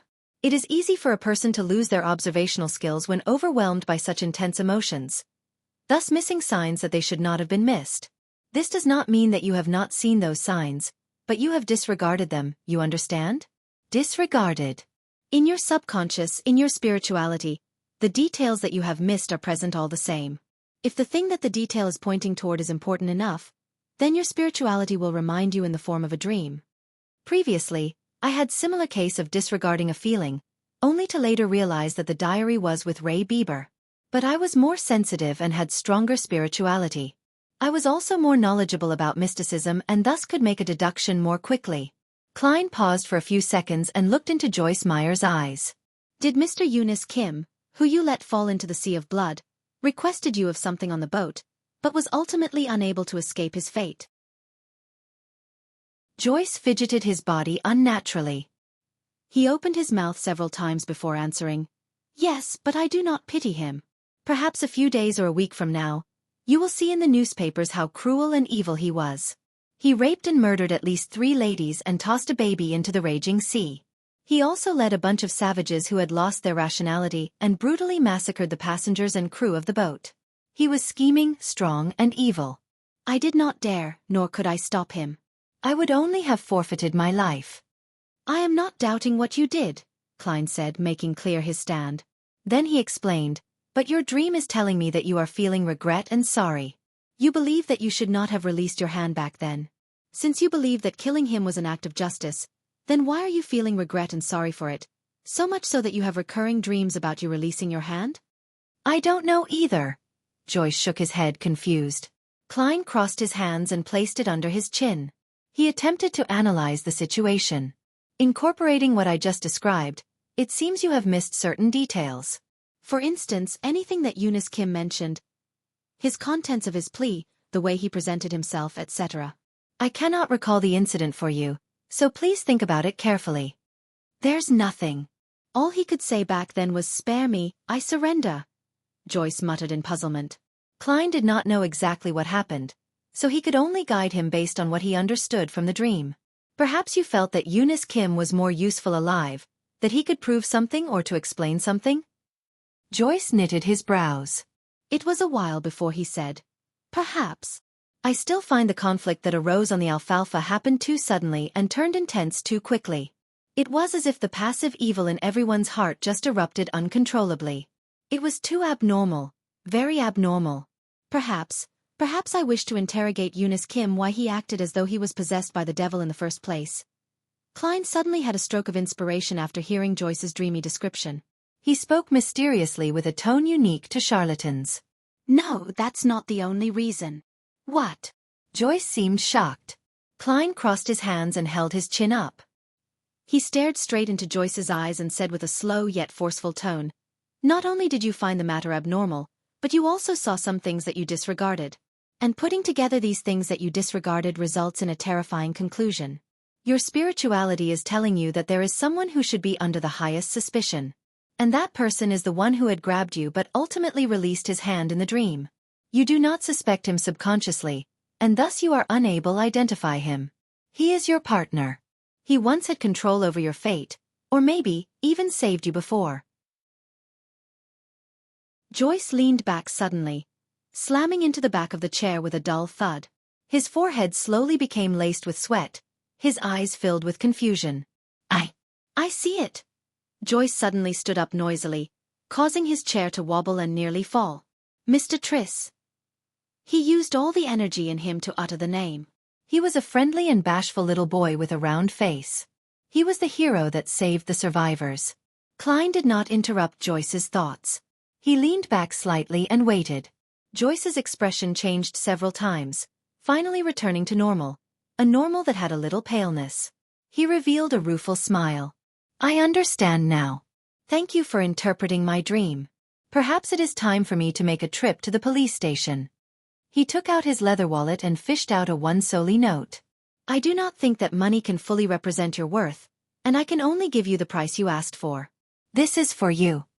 Joyce pushed the note toward Klein. "I wouldn't have minded if you gave me £10. 1 soldi. You sure are like your fiancé." Klein kept up his mysterious vibe as a charlatan and said nothing, smiling as he pressed on the note. Joyce took a deep breath, wore his hat, and turned to walk toward the door. As he was unlocking the door, he suddenly turned back and said with sincerity, "Thank you, Master Moretti." "Master?" Klein laughed to himself. He watched as Joyce left the divination room and said silently to himself, "Whatever happened on the alfalfa seems extraordinary. If only the captain was here. He would be able to understand everything that happened in Joyce Meyer's dreams." Tuesday at dawn. Backlund. Empress Borough. Audrey, who woke up earlier, beckoned her golden retriever Susie over. She said with a serious tone, "Susie, you are also a Beyonder now. We are the same kind, EW. No, what I mean is that we have to help each other. Guard the door later and don't let anyone disturb me. I have to conduct a ritual." Susie looked at her mistress and shook her tail in exasperation. Chapter 64. Instigator. After instructing her golden retriever, Susie, Audrey paced around, seemingly worried. She too was uncertain if the ritualistic magic would result in anything odd. "Let's do this." Her eyes turned calm as she used her state as a bystander to view the imagined process. Soon, she came to a new arrangement. Audrey unlocked the door to her bedroom and said to Susie, "Susie, sit here. If Annie and the rest try to barge their way in, immediately go to the bathroom to inform me." In order to prevent any accidents, her personal maidservant had the key to unlock her door. Susie looked at her enigmatically and wagged her tail thrice. "Very good. I will let you choose anything you want for lunch today." Audrey pumped her fist gently. After exhorting Susie, she entered the bathroom. The square bathtub was 3 to 4 meters on each side. There was clear water rippling gently in it with steam emitting from it. It was quite a dreamy sight. Audrey tidied up a rectangular table with many bottles placed on it. Then, she went back out and moved candles, sacrificial items, and a white robe over. Immediately after that, she closed the bathroom door. With everything done, Audrey heaved a sigh of relief and picked up a translucent light blue bottle beside the 4 candles. The cylindrical bottle shimmered dreamily under the light. In it was the essence oil she had distilled from a mixture yesterday. As an aficionado of mysticism, she had no lack of research regarding such items. She had many different kinds of pure dew, flower essence, perfume, essential oils, and incense that she brewed herself at home. As such, she had already finished the initial preparations according to the fool's instructions. Moonflowers, gold mint, slumber flowers, fingered citron, and rock rose. "What an odd concoction," Audrey mumbled softly. "Oh, one has to cleanse one's body and calm their mind before engaging in ritualistic magic. This is a form of reverence to the divine, to the target." As she went through the entire process in her head, she placed the ritual's essential oil beside her bathtub. She reached out and began disrobing what she wore at home. Pieces of her silk clothing fell into the laundry basket one after another. Audrey coiled up her hair into a bun and tested the water's temperature with her hand. Then, she carefully stepped into the bathtub, allowing her body to slowly sink into the water's warm embrace. "Phew!" she exhaled comfortably, finding herself warm all over. She felt abnormally relaxed. "I don't even want to move a single finger." Audrey forcefully pumped herself out as she grabbed the translucent light blue bottle beside her and dripped a few drops into the water. A waft of fragrance dispersed, filling the silence with a refreshing smell. Audrey breathed in a few times and nodded in satisfaction. "Not bad. It smells really good. How relaxing. How comfortable. I don't want to move at all. All I wish is to lie here in silence. Silence in silence, silence." After losing her sense of time, Audrey suddenly heard barking. She opened her eyes in shock, looking to her sides in a daze. She had no idea when Susie had opened the door and entered. She was squatting outside the bathtub, looking at her with an exasperated look. As she rubbed the corners of her eyes, Audrey felt that the water had cooled down quite significantly. I fell asleep?" she subconsciously asked herself. Susie looked at her without barking or wagging her tail. "Haha, the effects of that bottle of ritual essential oil sure is great." "Yeah, really great." Audrey chuckled dryly as she explained with a cheerful tone. She stood up, retrieved a towel, and as she wrapped and wiped her body, said to the golden retriever beside her, "Susie, continue keeping watch. Do not let Annie and the rest enter."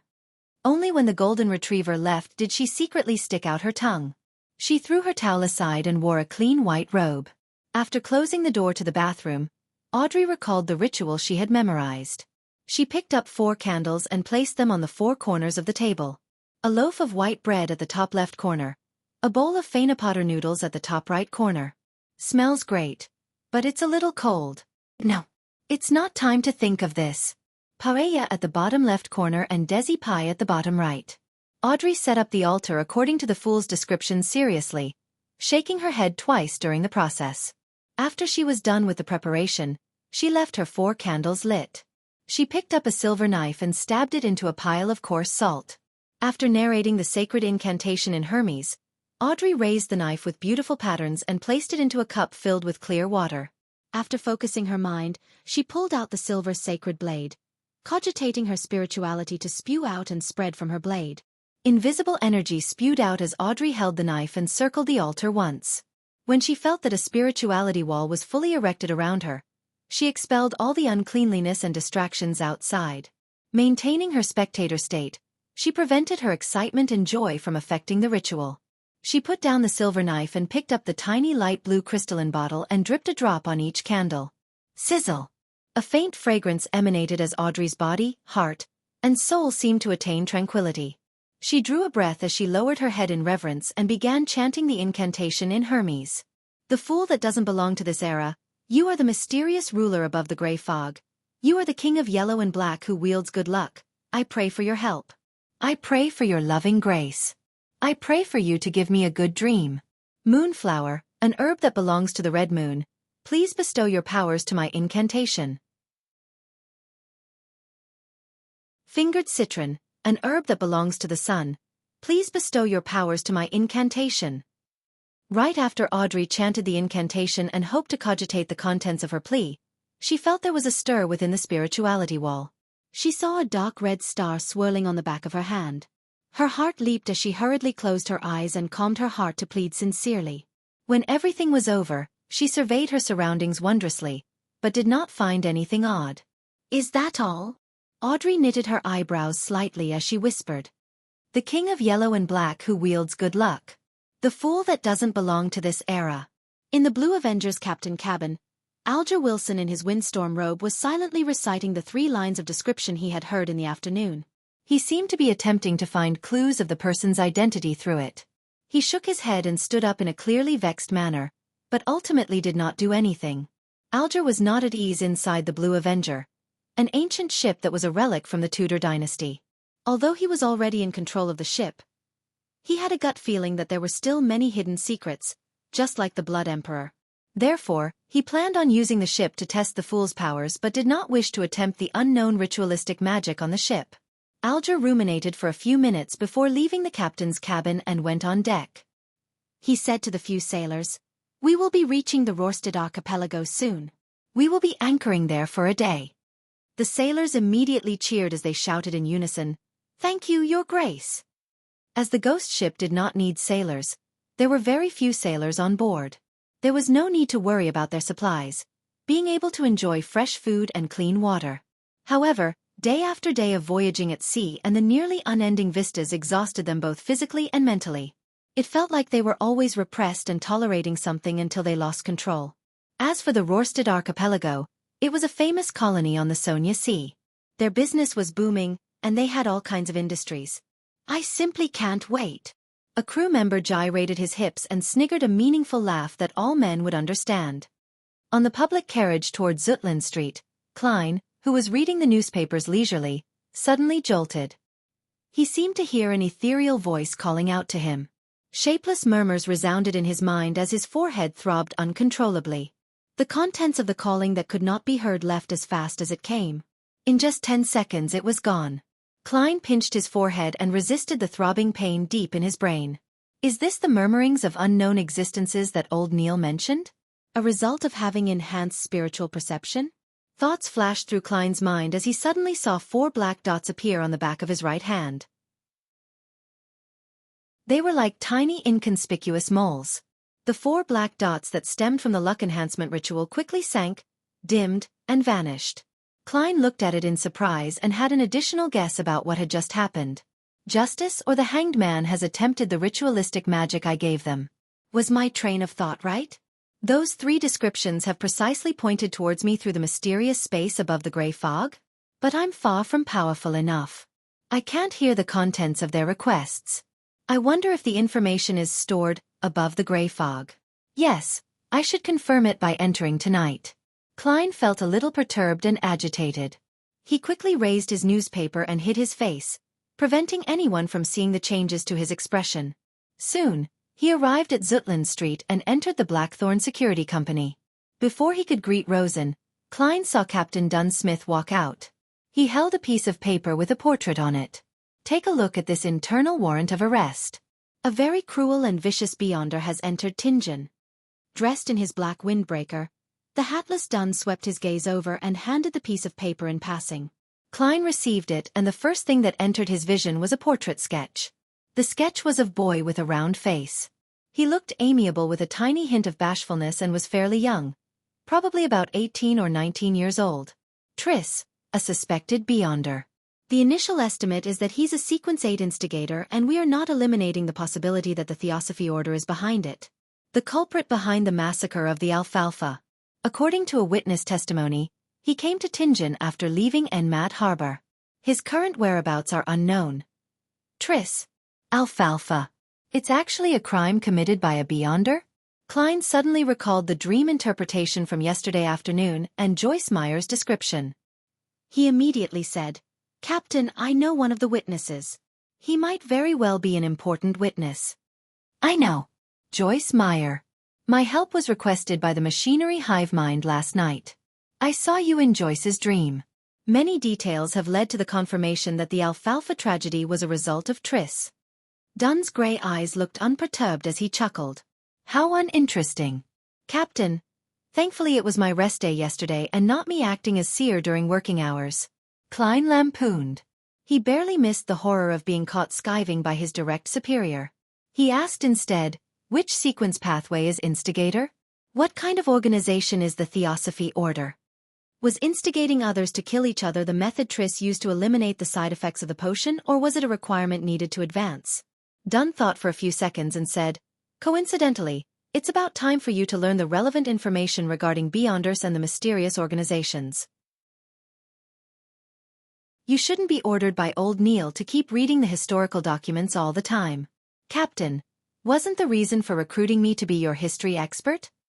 Klein did not dare point out the problem as he nodded seriously. "All right." Chapter 65. Beyonder information with a document signed by Dunn, Klein went underground and turned into the armory. "Dunn is right. It's time you understand the different Beyonders and the various secret organizations." Dressed in a black classic robe, old Neil read the note without finding it surprising. Instead, he supported the captain's decision. He then added immediately with a smile, "After all, you will be heading to the underground market with me tomorrow night." "Tomorrow night?" Klein did not conceal his pleasant surprise as he asked to confirm. Old Neil nodded and said with a sigh, "I'm a person who can't sleep when in debt. I always wish to settle them as soon as I can." "You did not seem to act so previously. You left it to the last moment before using ritualistic magic to resolve the problem. So, I'm not the only one suffering from procrastination. Wait, is there a need to euphemize, afraid to spend away the money to repay a loan?" Klein did not expose old Neil and instead urged, "Mr. Neil, I'll be troubling you to retrieve the corresponding information from Cheney's Gate." There were mostly archaeological and historical documents in the armory. There were documents involving Beyonders and mysterious organizations, but few in number. Furthermore, they were mostly basic knowledge. Old Neil slowly took a sip from his hand-ground coffee and smacked his lips. He then walked out the armory with the signed and stamped document. Klein watched the place on his behalf. About 10 minutes later, old Neil returned with a huge stack of documents. "They can only be read in here. They are not to be taken out," he warned as he placed the information on the desk. "All right." Klein gave a firm nod. He extended his hands and quickly flipped through the pages and did a general read-through. Very detailed. As expected of the Nighthawks' internal documents. As expected of a church with 4,000 years history or even more. Klein sighed inwardly as he glanced through the documents. Not only did the documents introduce the various secret organizations, it also listed down many of the sequence pathways. It was very complete. Some of them only wrote the potion name of the corresponding sequence while others only described the Beyonder abilities of the corresponding sequence. Some were completely missing and left blank.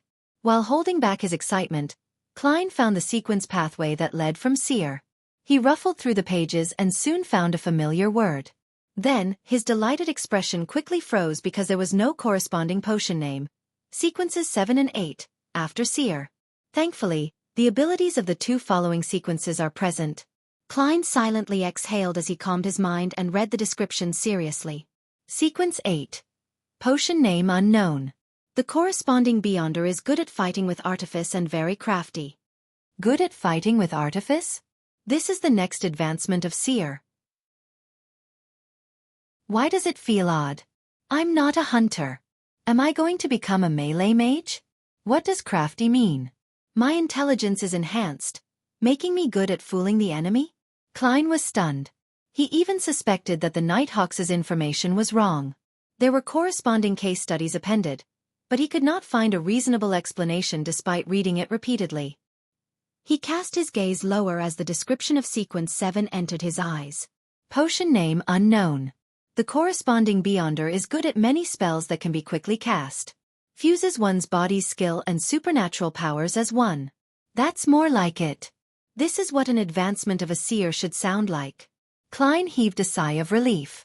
After seeing the case studies of Sequence 7, he cast his eyes to the overall description of the pathway. This sequence pathway was first established by the Solomon Empire's Zeratul family.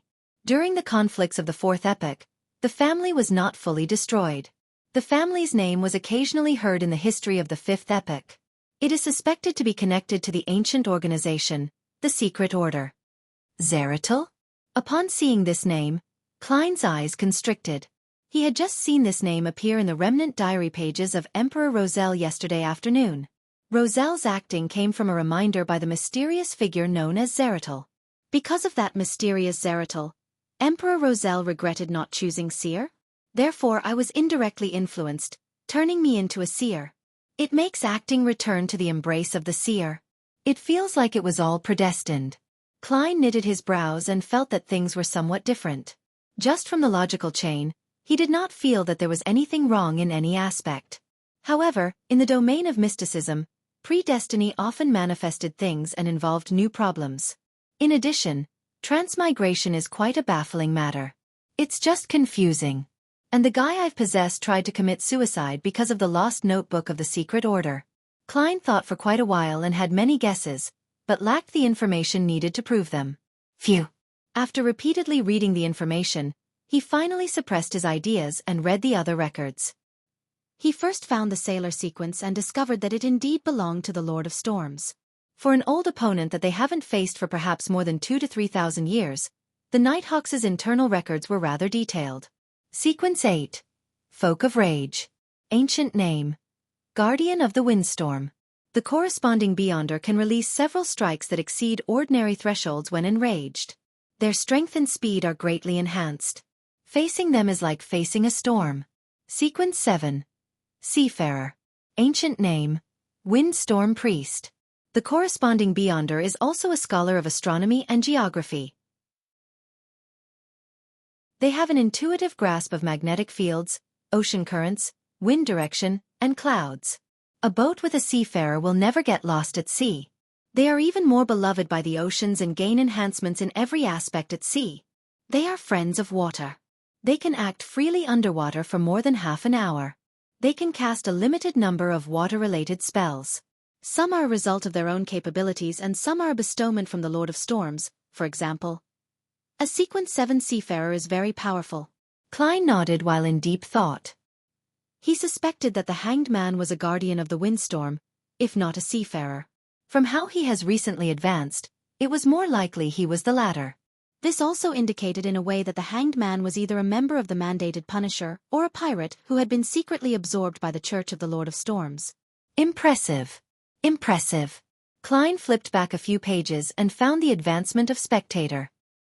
He discovered that the description was identical to what the Hanged Man had said. Sequence 9 Spectator was like a seer. They lacked direct combat means and could only observe a target to obtain information, gleaning the true thoughts of the target. By doing so, they could provide subtle influences and guidance to cause situations to develop in a way they wish. Sequence 8 Telepathic was the advancement of Spectator. Their observation was not only limited to superficial details, but deeper into one's aura, ether body, or other mysterious domains. The combination of the two allowed a telepathic to precisely understand a person's thoughts as though they could read their minds. In front of them, it was difficult to have any secrets. Sequence 7 Psychiatrist, which was also known as Psychianalyst, had further enhancements above the Sequence 8 foundations. They could begin directly influencing a target. For instance, they could treat a target's maniacal problems or alternatively, cause them to turn maniacal and lose their reason. A Beyonder that is very difficult to be noticed. After reading the description, Klein made a reasoned judgment. After understanding the relevant information concerning the gathering members, he flipped to the Church of the God of Steam and Machinery. This was because Emperor Roselle had chosen their savant sequence. Sequence 9. Savant. The corresponding beyonder believes that knowledge is power. They have a rough understanding of the supernatural, but are more knowledgeable about aqua regia, nitroglycerin, and complicated bolts and gears. They seem to know everything. It is no wonder that the Emperor Roselle said that this potion suited him perfectly, allowing for him to press his advantage to the fullest. Klein understood completely as he shifted his eyes down. After several case studies, the corresponding sequence 8 finally appeared in Klein's vision. Archaeologist. They possess a good deal of knowledge about history and outdoor survival, as well as forbidden knowledge about ruins. They have a strong enough body and ability to face everything. Sequence 7, Appraiser. They can intuitively understand the powers and problems of most extraordinary items, and can use them while keeping danger at its lowest. As Klein's security clearance was insufficient, he only had access to sequence pathways up to 7. It left him a little frustrated, but there was no other way around it. He only wished that Backlund would quickly send over the sealed artifact 2-049 to determine if Ray Bieber was a descendant of the Antigonus family. That way, he would have a chance of becoming a formal member and obtain a higher security clearance. Collecting himself, Klein read the material seriously from cover to cover. He knew that the sequences following Corpse Collector were Gravedigger and Spirit Medium. He also knew that there was no information about the sequence 8 of the Mystery Prior Path. Not only was there no name for the potion, but even the description had been left blank. There was a name for sequence 7 of that path. Warlock. Sounds impressive. Klein slowly flipped the page and saw Apprentice and Marauder, which Emperor Roselle had lingering thoughts for. Their records only reached sequence 8 and nothing more. Sequence 9. Apprentice. Their abilities are rather strange. It can only be confirmed that this is the originating pathway of a mage. They are rarely trapped and very difficult to be stopped. They often are able to escape and pass through obstacles every time. Sequence 8. Trickmaster. They wield all kinds of strange but impotent spells. Sequence 9. Marauder. Difficult to separate these beyonders from ordinary bandits or thieves. Perhaps the means available to them are more impressive, but their goal of stealing riches is not for enjoyment or survival. It's more like answering a calling. Sequence 8. Sequencers. We have also discovered traces of beyonders in fraud investigations. They gain enjoyment from swindling. This is acting in a different form, isn't it? If I had the choice, I might have chosen Apprentice. Klein silently said to himself. Suddenly, he discovered the corresponding sequence potion of the culprit of the Alfalfa tragedy, Triss, Instigator. Chapter 66. Demonis Sect, Sequence 8. Instigator. They are adept at triggering the evil desires deep in people's hearts, causing contradictions and inciting conflict, thus resulting in bloody massacres. The description isn't detailed enough. From the looks of it, the Nighthawks do not understand the capabilities of this potion well enough. But it does match the characteristics of the Alfalfa tragedy. Klein cast his gaze up and read the corresponding Sequence 9 for Instigator. Sequence 9. Assassin. Can transform their bodies in a short period of time and become light as a feather. They can also utilize vision equal to that of an eagle. Every assassin is adept at hiding in the shadows. They have dexterous steps and have the ability to release all their strength in one blow. After reading the description, Klein was left completely confused. Assassin.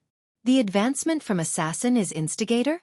This advancement is just as odd as how a seer advances to a class that is good at fighting with artifice. Some sequence pathways advance in a very ordinary fashion, such as spectator. Yet, there are sequence pathways that seem to violate intuition and logic? Well, that might not be completely true. Perhaps I just haven't discovered some of the hidden common points. For instance, assassins and instigators can both bring catastrophe to others. But I can't figure out the advancement of seer. Hey, could it be of the Gandalf lineage? After adding some supportive magic, the other attribute points are dumped into strength and techniques? As Klein lampooned in a speechless manner, he silently shook his head. He flipped to the section about the secret organization, the Theosophy Order that involved instigators. Theosophy Order. A secret organization that appeared in the 5th epoch, which is the early era of the current epoch. They believe that the mind is fundamental to a person, while the physical flesh is a cage that restrains the mind. The reason why humans do evil is a result of the physical body's influence. One has to use their spirituality to obtain knowledge, allowing the mind to gradually extricate from the body. Then, through the trials of the stars, they will eventually be separated from the material world, returning to the purest and truest self, obtaining eternal redemption. Therefore, many extremist members of the Theosophy order will make destroying the bodies of others their goal, which has led to many bloody massacres. It is obvious that they possess two sequence pathways. The first is the more common apprentice and trickmaster potions among their members. The other sequence comprised of assassin and instigator rarely appear. There is currently no evidence that indicates that the Theosophy order possesses sequence 7 or higher potions. It is unknown how the Theosophy order established itself. Their possible origins can only be analyzed using the two sequence pathways.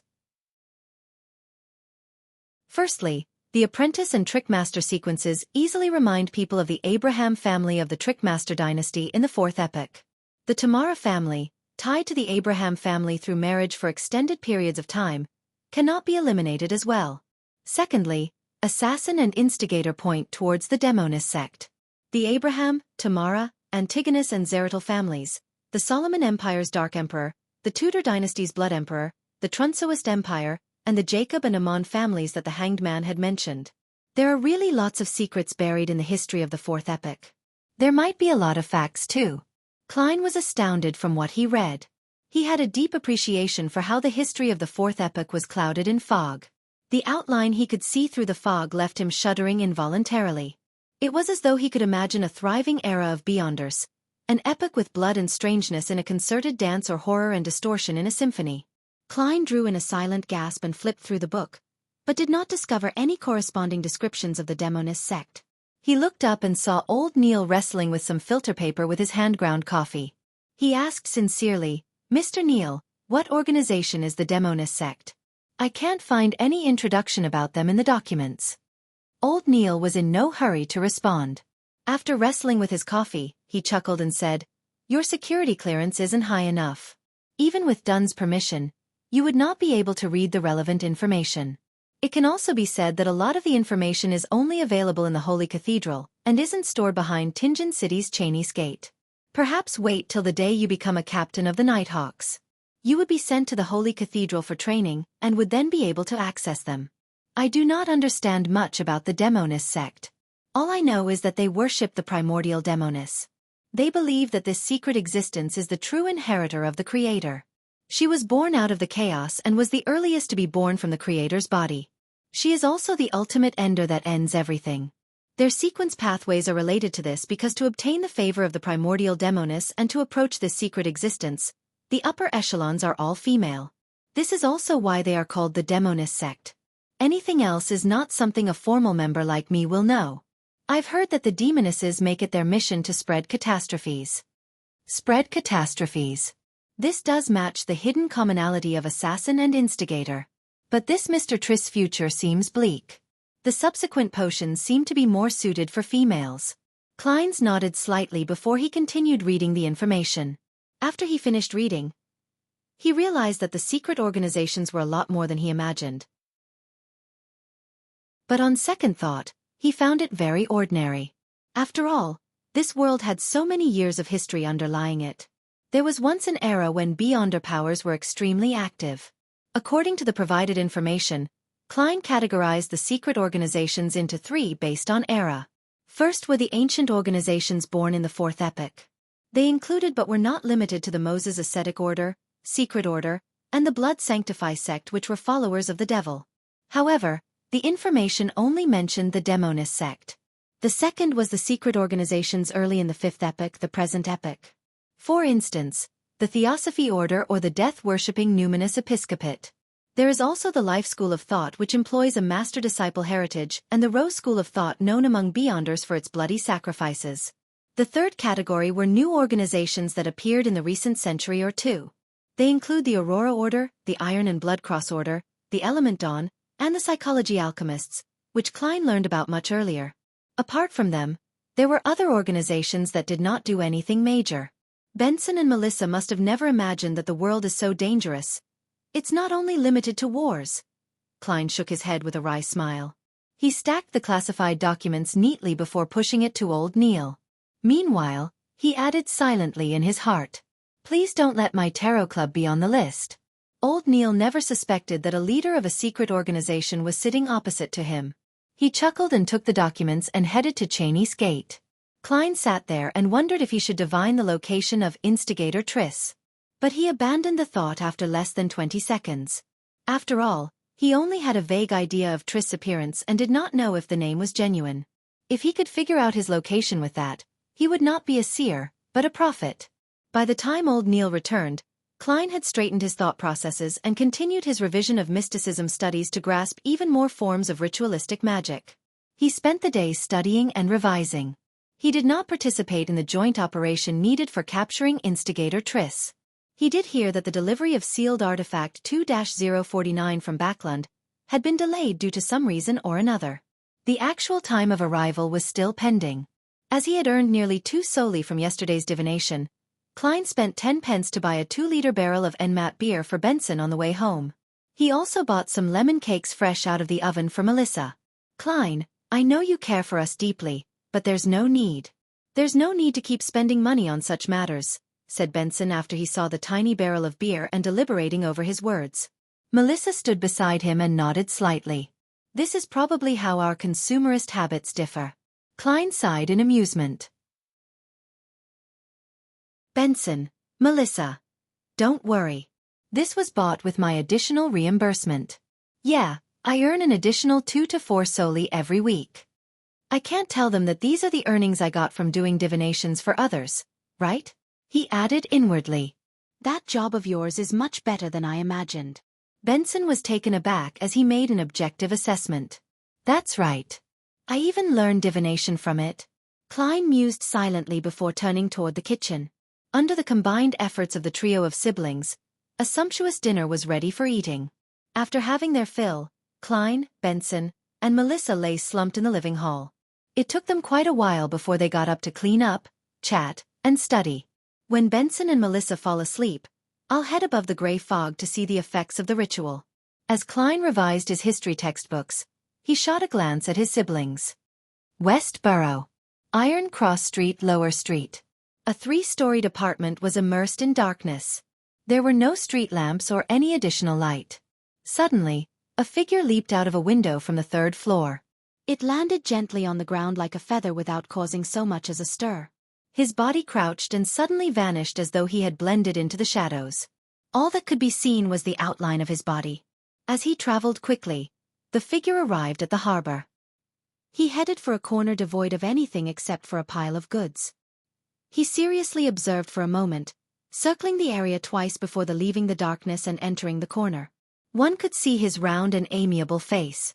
He was instigator Triss, who had single-handedly caused the tragedy of the alfalfa. How does it feel? A mysterious figure wearing a black hooded robe walked out of the shadows. The hoarse voice obviously belonged to a woman. Triss revealed a friendly and satisfied smile. Feels great. It was a scene I dreamed and yearned for. I think I have appropriately completed the mission, and have taken the necessary preparations for the advancement. The black-robed woman nodded indiscernibly and said, Very well. According to the promise, I'll hand you the Sequence 7 formula and the 3 main ingredients. You will have to gather the rest by yourself. No problem. Triss answered, seemingly prepared. The mysterious woman raised her hand and handed a book-like object to Triss.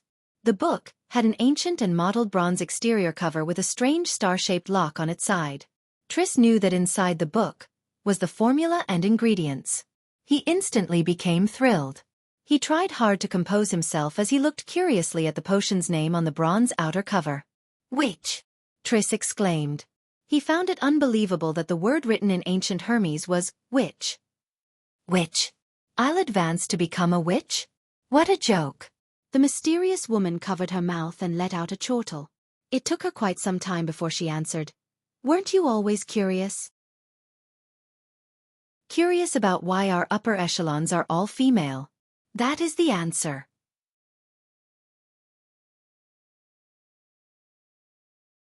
Chapter 67. Response. The crimson moon high in the sky hung silently in the darkness. It illuminated Tianjin City, the city of universities, as it gradually fell silent. Klein stood in front of his desk and looked through his oriel windows to see the empty Daffodil Street. He heard the sound of carriages quickly galloping far away without causing a din. He picked up his vine-leaf-patterned silver pocket watch and snapped it open. He took a glance at it and drew the curtains, making the yellowish lights of the gas lamp reflect back into the bedroom. Klein turned around at an adequate speed, locked his room, and switched off the gas valve. The room was immediately covered in darkness.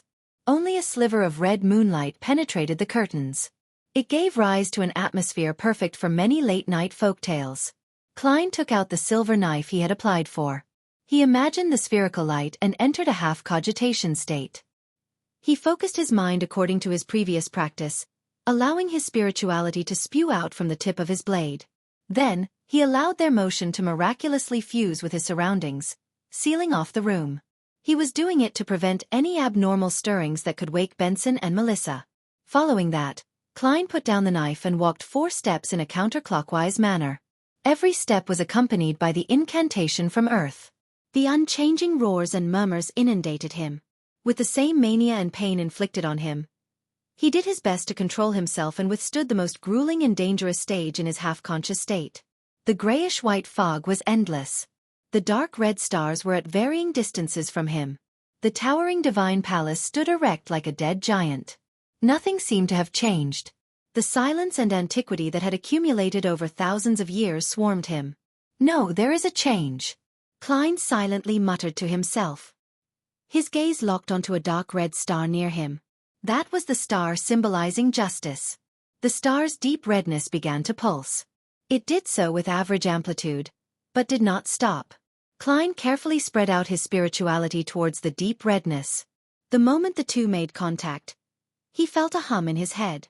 He saw a blurry and distorted scene and heard the illusory but stacked voice of prayers. The fool that doesn't belong to this era, you are the mysterious ruler above the gray fog. You are the king of yellow and black who wields good luck. I pray for your help. I pray for your loving grace. I pray for you to give me a good dream. I pray for you to give me a good dream. I pray for you to give me a good dream. The female voice resounded constantly in an intermittent fashion. Klein's psyche turned more irritable and chaotic. It was akin to listening to someone upstairs pounding on the floor when he had just fallen asleep. He repressed his emotions and used cogitation to calm the urge. He carefully discerned the blurry scene that appeared before him. It was a girl dressed in white robes. She had a head of beautiful golden hair. She was standing before 4 flickering flames, her head lowered as she kept chanting. From the distorted image, Klein barely recognized her to be Miss Justice. At this point, he confirmed that the ritual incantation he had created could precisely point towards the gray fog, towards him. This gave him a huge sense of achievement, going from nothing to having something. I won't praise myself for being awesome. Klein's mood turned for the better. He felt that the pleading voice that echoed in his ears like a buzzing fly was now acceptable. With a thought, he attempted to create a response in his mind, transferring it through the intricate connection to the dark red star. I'm aware. The gray layer emanated before him. A distorted and blurry figure stood in the deepest depths. The spot where his eyes ought to be swirled with deep redness as his voice resounded repeatedly in the vast and empty world. I'm aware. I'm aware. I'm aware. Audrey Hall was jolted awake suddenly. She sat up with her blanket wrapped around her as her mind was fully occupied with the scenes she saw in her dream. She knew very well that she had dreamed of the fool, the mysterious being that lived above the fog. Is this a response to my morning prayers? Audrey, who quickly entered her spectator state, calmed down and analyzed. Although she did not understand why the fool did not respond on the spot and only did so at night, she was still shocked that the ritualistic magic was effective with a few lines of incantation. In the past, she had prayed to the Evernight goddess, but had never received any response. Even if Mr. Fool was not a god, he is likely not far from being one. Audrey slowly inhaled before slowly exhaling. Since he was a powerful existence that she had no means of resisting, she quickly threw aside her worries. She began considering what to do next. First, I have to completely digest the spectator potion. My acting is still pretty good. Second, I have to seek out the psychology alchemists. Third, I should try to obtain the telepathist potion formula from Mr. Fool or clues regarding the psychology alchemists elsewhere. However, Every godlike existence should have a complete sequence pathway that belongs to them. They might not know the formulas of other sequence pathways. A new Beyonder organization like the Psychology Alchemists might not be able to garner Mr. Fool's attention. With the connection severed, Klein sat at the bronze table seat of honor in a rather good mood.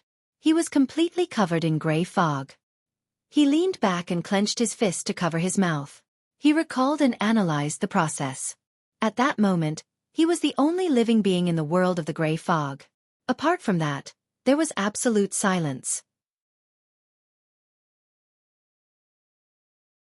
After everything was done, Alger planned on going downstairs for a bottle of Langsky Proof, alcohol that could aid a folk of rage to unleash his powers. Mandated punishers of the Lord of Storms were rather fond of this sort of beverage. Pulling open the door, Alger was about to walk out when his vision blurred. He saw gray fog billow in the corridor and a hazy human figure sitting in the deepest depths of the fog, as if on a high throne. "I'm aware." The familiar deep voice reverberated around Alger's ears, causing him to freeze where he stood as his head slightly throbbed in pain. Alger's eyes suddenly turned dark. He looked around but realized that nothing had changed. There was still the same squeaky floorboard, the same aged wall candlestands, and the same unclean corridor. "I'm aware." The voice was still resounding by Alger's ears. His expression sank as he hit his chest lightly with his fist but did not say any words of respect to the Lord of Storms. After a long silence, Alger's expression was restored to normal, but his gaze seemed deeper. Klein did not spend too much time above the gray fog. When all the remnant voices returned to normal, he enveloped himself in his spirituality and plunged into the gray fog, plummeting into the material world. The lights before him flew by rapidly, like the scenes of a movie played back at a speed tens of times faster than normal. After Klein felt faint, he saw curtains that let crimson moonlight through along with the blurry outlines of the desk and bookshelf. He picked up the silver knife again and removed the spirituality wall in the room. Then, a sudden gust of wind opened the door and went through the corridor. He was completely relieved when he saw that there were no stirrings from Benson's or Melissa's room. This luck enhancement ritual is really indispensable for traveling. It's concealed and mystical. Klein silently murmured and closed the door again, walking towards his bed. His mission tomorrow was to head to the underground markets for Beyonder items with Old Neil. You're tuning in to the Xiaofan's Wuxia Tales YouTube channel. Don't forget to subscribe and join us on this journey to catch the most captivating stories.